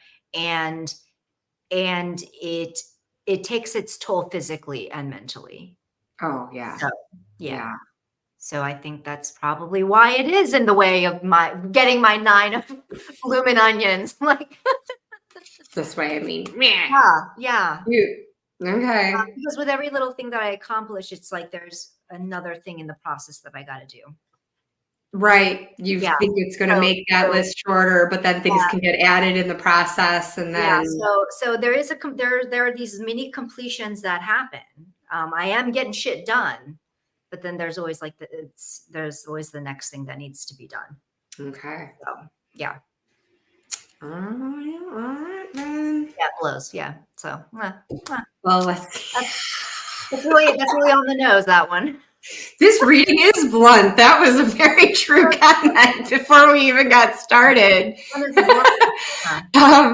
The gem of Amara, then. This is okay, so this is probably not getting any lighter, but what's in shadow that must be brought to light. And I'm just flipping this up so we're both seeing it at the same time here. The Emperor. Yeah. Yeah. Yeah. Yeah, yeah, I know. That's a definite energy. We don't have to moving. Fuck you, fool for tarot. Fuck you. Yeah, we go as far into these or not at all into these as you wish, but this, needless to say, this sort of energy, this is it kind of like a domineering energy, or just or the restriction of it. It is an energy that with exercising the energy brings upon restriction. For me, the way I'm interpreting it. So yeah, you're on getting this. These things accomplished. You have to have your Emperor crown on. They're very much connected. Those two are very much connected. So yes, I mean, I'm the way I'm interpreting it is like that is my energy. Yeah. And it is one that I am having to exercise a lot, especially this year. And with that, there's always like, you know, that upright and that in reverse. And so yeah, I kind of see it as like it does bring about its own, in my having to exercise that, and as much as I've been having to exercise that role, that brings on its own consequences. It brings on its own burden. And so yeah. That makes so much sense. So yeah, so for me it's like, how do I balance, how do I navigate that? Because in a way with Emperor, that is a very much an autopilot thing that I've had to do, or I just do, especially, you know, especially when it comes to some of these processes that I'm dealing with. So then, and not to my betterment, like not to my mental health, not to my, and actually that's manifested physically too. So yeah, that's very interesting. Okay. It's so related, isn't it? The mental, the physical, like one affects the other. Where your head is affects where your body is, where your body is affects your, yeah. To me, it is always inextricably linked, those two. Yeah. I mean, it's very rare that I can separate, you know, one from the other especially when it comes to the consequences of, you know, what's a lot of times what's happening to me mentally manifests physically. So it's just, that's just how it's been. So that tracks. Hi, Ange. So good to see you. Oh, hello. Oh my goodness. Oh, and I didn't even see, sorry that like we've got a completed reading here. Oh, yeah. Ooh. I'm going to examine that later. I wonder if that's making a lot of sense for you. Yeah. Oh, sights. Okay. That seems like a very domineering energy there. Oh my gosh. Well, yeah, for sure. Emperor energy. I mean, being that it's literally showing up, I didn't do the reversals here, but just in the context of that, in the spread being the shadow. Yeah, it's the shadow. It's that other, and here it's like, yeah, and that is the kind of disciplined energy to get her done, you know, everything that you have to do. But I definitely see that where that can have just kind of a tipping point though, where it becomes almost like too restrictive, and where it's actually like detrimental to your health. Yeah. Mentally or physically. And so, okay. So your Spike putting the gem of Amara on we've brought this up into the light for you. And if you didn't see before, this is the Emperor as depicted by Angel's ring. I saw Angelus. Mm-hmm. Yes, so for anybody coming in, I'm getting a tarot reading and being read for filth. So, and I'm blaming the deck because I'm basically making Juli do her own reading here. I just shuffled the cards. I'm not taking any responsibility for what messages she's taking away. I feel like I'm just like, here, what do you think? And I'm like, oh, fuck off, fool for tarot. Pretty much my reaction. Well, it also means like, yeah. Well, I think maybe the reason why now I'm going to do it that way too is just because it's like if this goes into like sensitive territory, I don't want to be just like, so Juli, blah. Not that I would know any specifics, but okay. The next one is the cigarette butt, something to discard that no longer serves. We've got the king of spikes, of railroad spikes here. This is lesson the first when Spike is from that Fool for Love episode. Yeah. He's teaching Buffy how he slayed the Slayer so she can protect herself. But okay, so basically King of Swords effectively at play here. This is what you need to discard. So this can also be looked at, you know. Yeah, yes, I do look at it in that context because that's context of the prompt for sure. Just Is it like a byproduct of this? It is a byproduct of that. Yeah, it is. Those two are definitely the mental, right, for sure. Just the mental exertion and probably my tendency to overly overly exercise that capacity of the King of Swords. Because a lot of times, like especially with the Emperor, like the whole mental aspect is very much it can be autopilot for me to the point where it's not helpful at all. You're just in like this feedback loop, right? This very unhelpful feedback loop where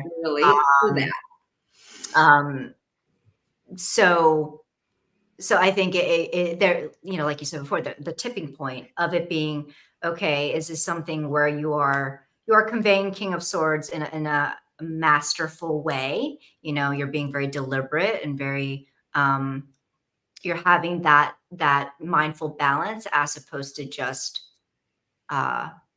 overdoing it and over ruminating and over preparing, over strategizing, you know. This is actually like the first time I've even looked at like the actual image in the card and reading something into it, because I'm thinking of it in terms of like, oh, that episode he's teaching the Slayer and everything, but now like just even this image, like considering it as a reversal, just somehow, you know, I'm just thinking of like you've got that concentration where you're taking aim on the ball and could have that straight shot, but it's just almost like there's something about turning it upside down that just makes it seem like it just flies off the table. It just doesn't go the direction that you want to, because it's like overthought, overthinking it. Exactly. Yeah. It's right on point for sure. Just the whole idea of like you're concentrating so hard and focusing so hard on something, and that you like fuck yourself over by doing that. You know what I mean? Oh my God. Goes flying, goes flying off the table. Yeah. I mean, this is like a big reason why I got into tarot. Yeah. To have the visual to get out of my head. Because I just relate to that so much. I overthink, I overanalyze, just spiral, spin. And so like the tarot lets me like bleh. Yeah. Like lay these cards out, but then have the visual to just kind of work with it a different way, get out of the words in my head, those kinds of thoughts. It's just, Yeah, for sure.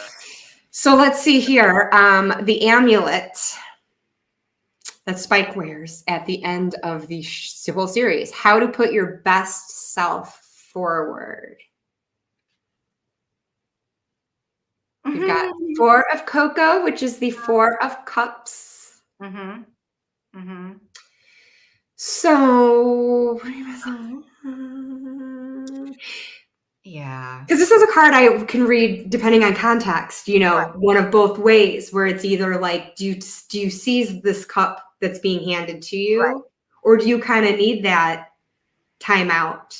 for some Right. self-care and to get that stability again. So I'm not Exactly. sure which way is resonating most for you. I think the stability portion comes of rejecting that cup for now. Yeah. That's what I need to do. That's what, yeah, Yeah. that's what I would That imagine. it is okay to take that pause. That is not necessarily a negative thing to say no to other things that might be offered. Because and it could be that maybe what's being offered isn't necessarily in my best interest, though the person offering might think it is. It might Right. not be, but Only you know best. yeah, but at this point, given the Emperor and the King of Swords, both in shadow, I feel like this is saying, cool your jets and it's okay to say no. And that's where the stability will come emotionally. Yeah. Because we're looking at, right, we've got And that's hard for me to do. I mean, that is these more active, you know, the mental and then the very active card of the, well, the wands in this case, the cigarettes. But yeah, with that combined with that, now this is like tugging into that emotional. yeah. And Wow. that is always that is always difficult for like saying it's interesting. I think I've gotten better over the years at saying no and establishing my boundaries. And when I get onto autopilot of feeling like I have to take on the emperor role, of when I have to take on King of Swords role, that then, you know, a card, you know, something like four of cocoa, that is, I disregard that a lot. Uh-huh. It is hard, especially if, I mean, you're a responsible individual and you feel like responsible for others as well as what you need to get done for Yeah. yourself and everything that, and even the stuff that you're doing for yourself can come at the cost of Yeah.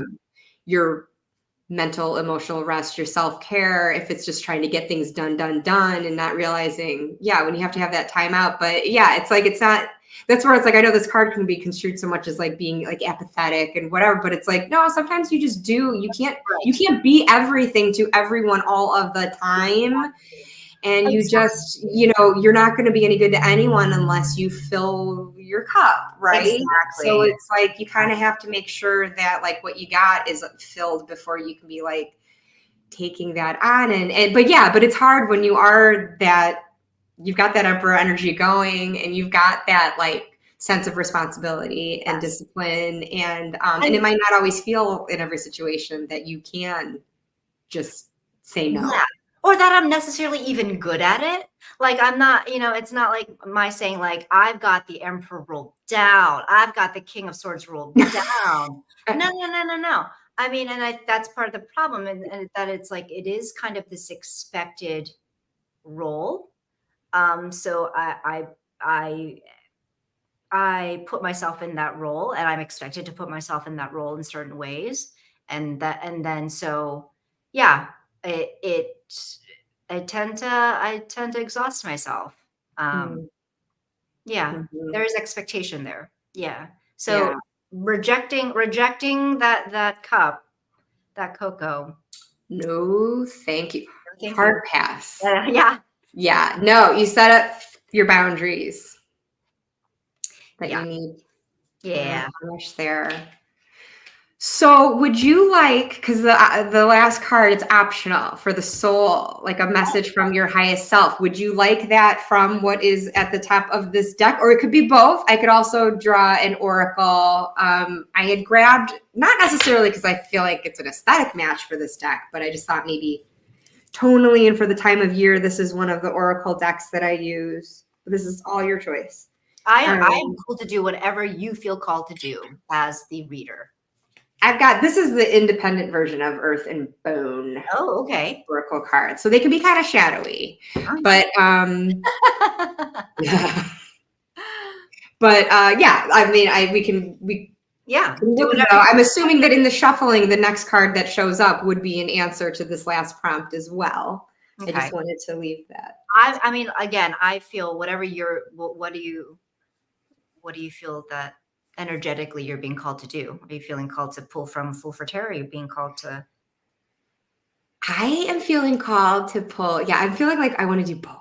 Okay, do both. Let's just do it. supplement overall. Do Like, it. so then this is like the soul card, but then just to do an oracle. I just always love to draw an oracle card at the end. Yeah, let's do it. So, okay. Oh, yeah. Yeah. Oh, it's the King of Cups. For those if you can't see, and it's going back to that moment we talked about, that moment of like comfort that Spike gives Buffy at the moment she most needs it. I almost feel like it is Spike talking to me instead of Buffy. That's so. Wait, this way. Yeah. He's patting your shoulder. Oh. He's sorry that he was trying to bite you in the thumbnail image for this video. He was just kidding anyway. He wasn't really going to do it. But, I just love, like, just seeing it, just knowing that, like, you had mentioned that was, like, a favorite scene, too. But taking it out of Buffy, but back into the context for you, that's a nice, awfully nice message coming from your highest self. It is an awfully and reinforcing the cups. Yeah. Yeah. At the apex of the suit there is the king. I agree here. That's a lovely message to end that. It almost makes me want to like say screw the oracle. Well, at least we end like that's great. That does. That's a nice way to maybe we should round that out. So it's up to you, but maybe we could just leave it at that. I mean, yeah, I'm fine with whatever. I really am. So.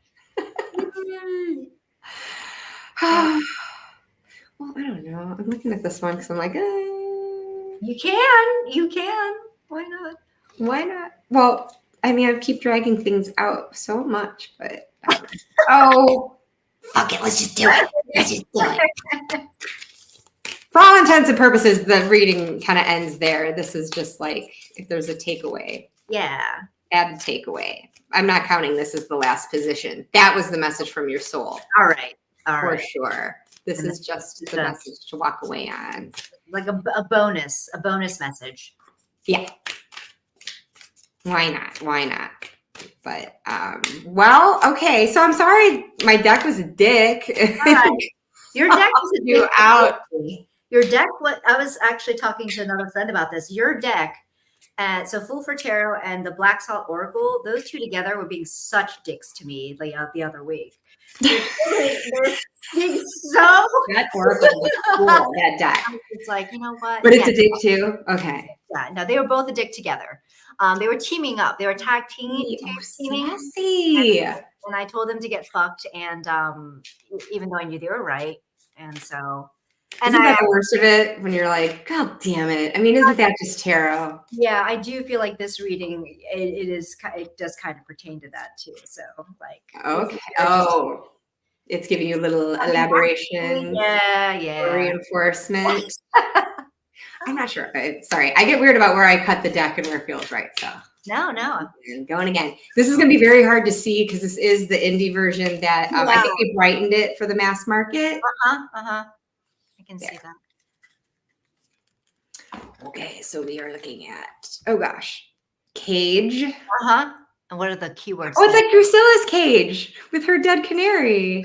Great. Okay, so this is hard enough to read in person, so it's like going to be even harder online. But it says independence, freedom, revelation, release, reclaiming power. Yeah. Okay. Yep. So do you see? And I really do enjoy this guidebook. That is how I'll like do intuitive with oracles, but I also love to use them just for the sake of letting someone else put things into words and give my overthinking brain a rest.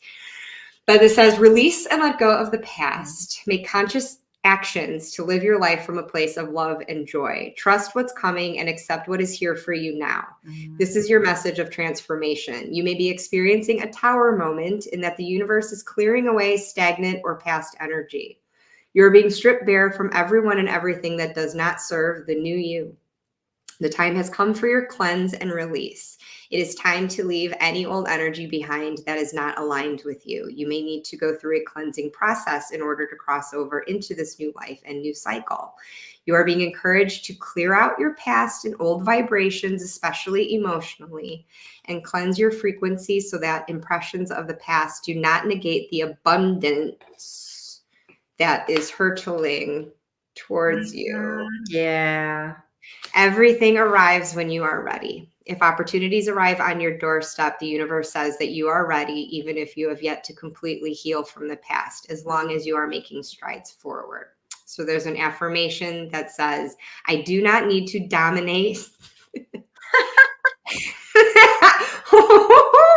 I do not need to dominate anyone in order to be spiritually awake and attain abundance. I choose to be kind to myself. Yeah. That's very, very on the nose. I'll take a photo. I'll send that to you so you can look at that again. Yes, please do. Please do. But okay, now I am glad I didn't tell the Oracle deck to F off because No, that was forego it, but that kind of those two speak very well together. Yeah, that's a great pair, actually. Be good to yourself. Be good to yourself. Your soul says it too. I know. You're right. They're right.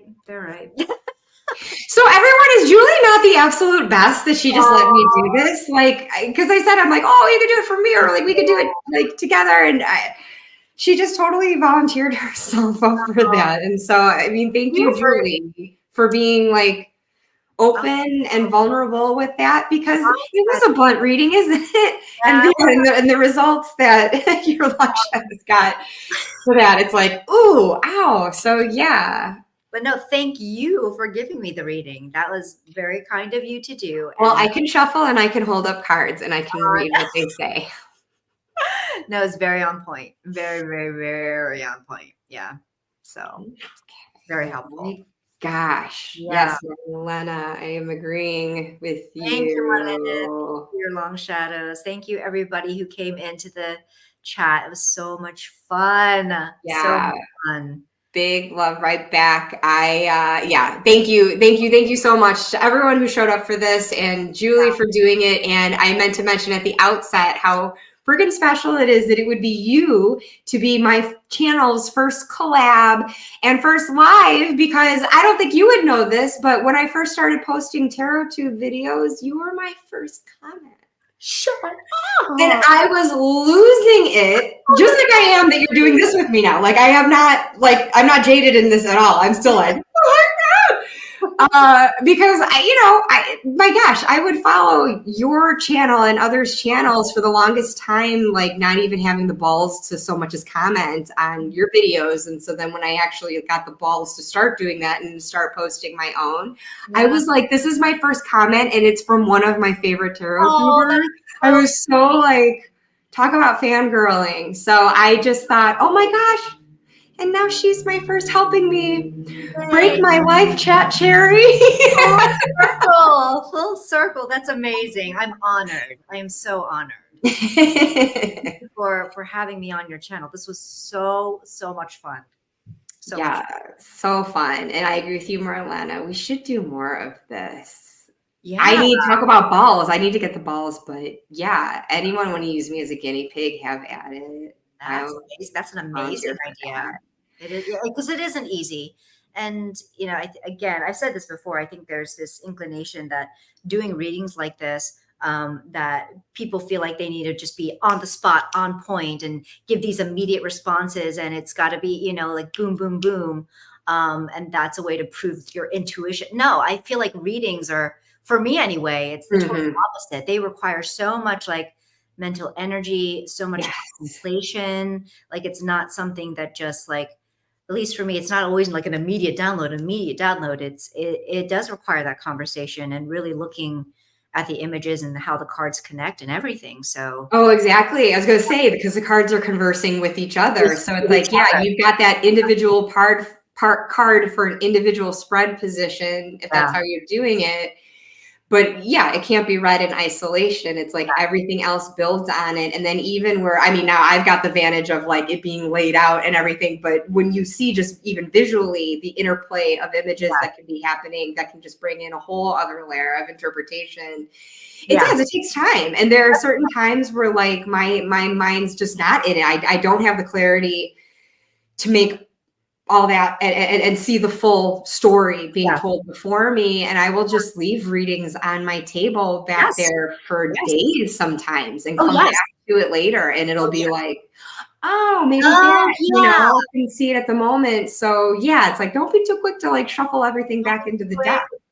Or to be judgmental about your ability to read, because, you know, it's not, again, it's not that, to me, it's not a linear process, you know, and it's just, there's so much nuance there, and depending on your mood and depending on the topic, the subject matter, like it's just any number of factors really play into how a reading plays out. You know, I mean, I've had readings where I've, you know, done a reading and it's like, I come back to it a few days later and it's like, actually, while this reading wasn't necessarily wrong, this that happened today was really what this reading was about. Things like that happen. Completely. Things like that happen. I have absolutely experienced that. Yeah. And sometimes I don't journal every reading I do, but sometimes I'll go back and I'll look at old journal entries about something. And it's like, you know, maybe it was from like a year or two ago, but it could be something I'm still ruminating on now.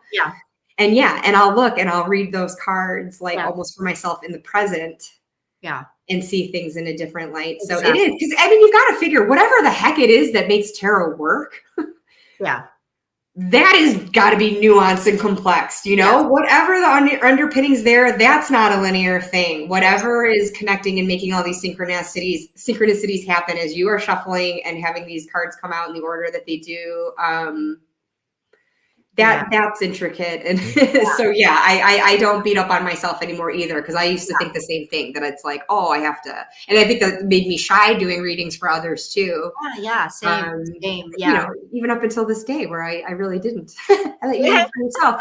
So anyways, but it was truly, cause it's just feeling like, to take that time to just kind of sit and look and not say anything. Like I have done videos for friends, but I'm just like, maybe I'll edit out the long gaping pause that happens, but I just kind of need to take time to look. It's like, we know what the cards mean for this in relation to this question, this situation. You do just kind of have to let yourself think through. So, there's nothing wrong with that. There's nothing. And so that I think especially on YouTube, when you're doing something like this in a public forum, it can be tricky because there's that expectation that you just gotta, you know, bring it all open within seconds and know the answer with it, you know, and there's really no answer per se. It's an expectation. You were pretty speedy today though, knowing right away what those things meant. So I can tell that this is like carrying after previous it is dialogue that you've had with your cards and yourself. So this was like not coming at any surprise really. I'm just like, okay, fool for tarot. Okay. Like, all right. Got it. Okay. You're not doing this to me online now. Go fuck off now. Got it. And that's Spike. And my work here is done. Doing the call out, saying the thing that no one else is saying. So there you have it. Hello, we are. Hello. Thank you for joining us. And oh my gosh, and here we are. So 2.5 hours later. Okay. I am finally going to release you to your day, and same with everyone else. But this was so much fun. Yes. Thank you, everyone. I'm such a high. This was just, a great time, and so glad to see everyone here. So fun seeing everyone's comments and feeling the fandom love, whether it's Buffy or beyond. And thank you, Juli. And we'd love to do this again sometime. Yes, please do. Please do. This was a great time. All right. Well, is it always this awkward? This is my first live. Is it always this awkward trying to sign off? He's always like, okay, how do we outro here? All right. Well, just thank you, everyone. Thank you. Thanks so much. Bye-bye.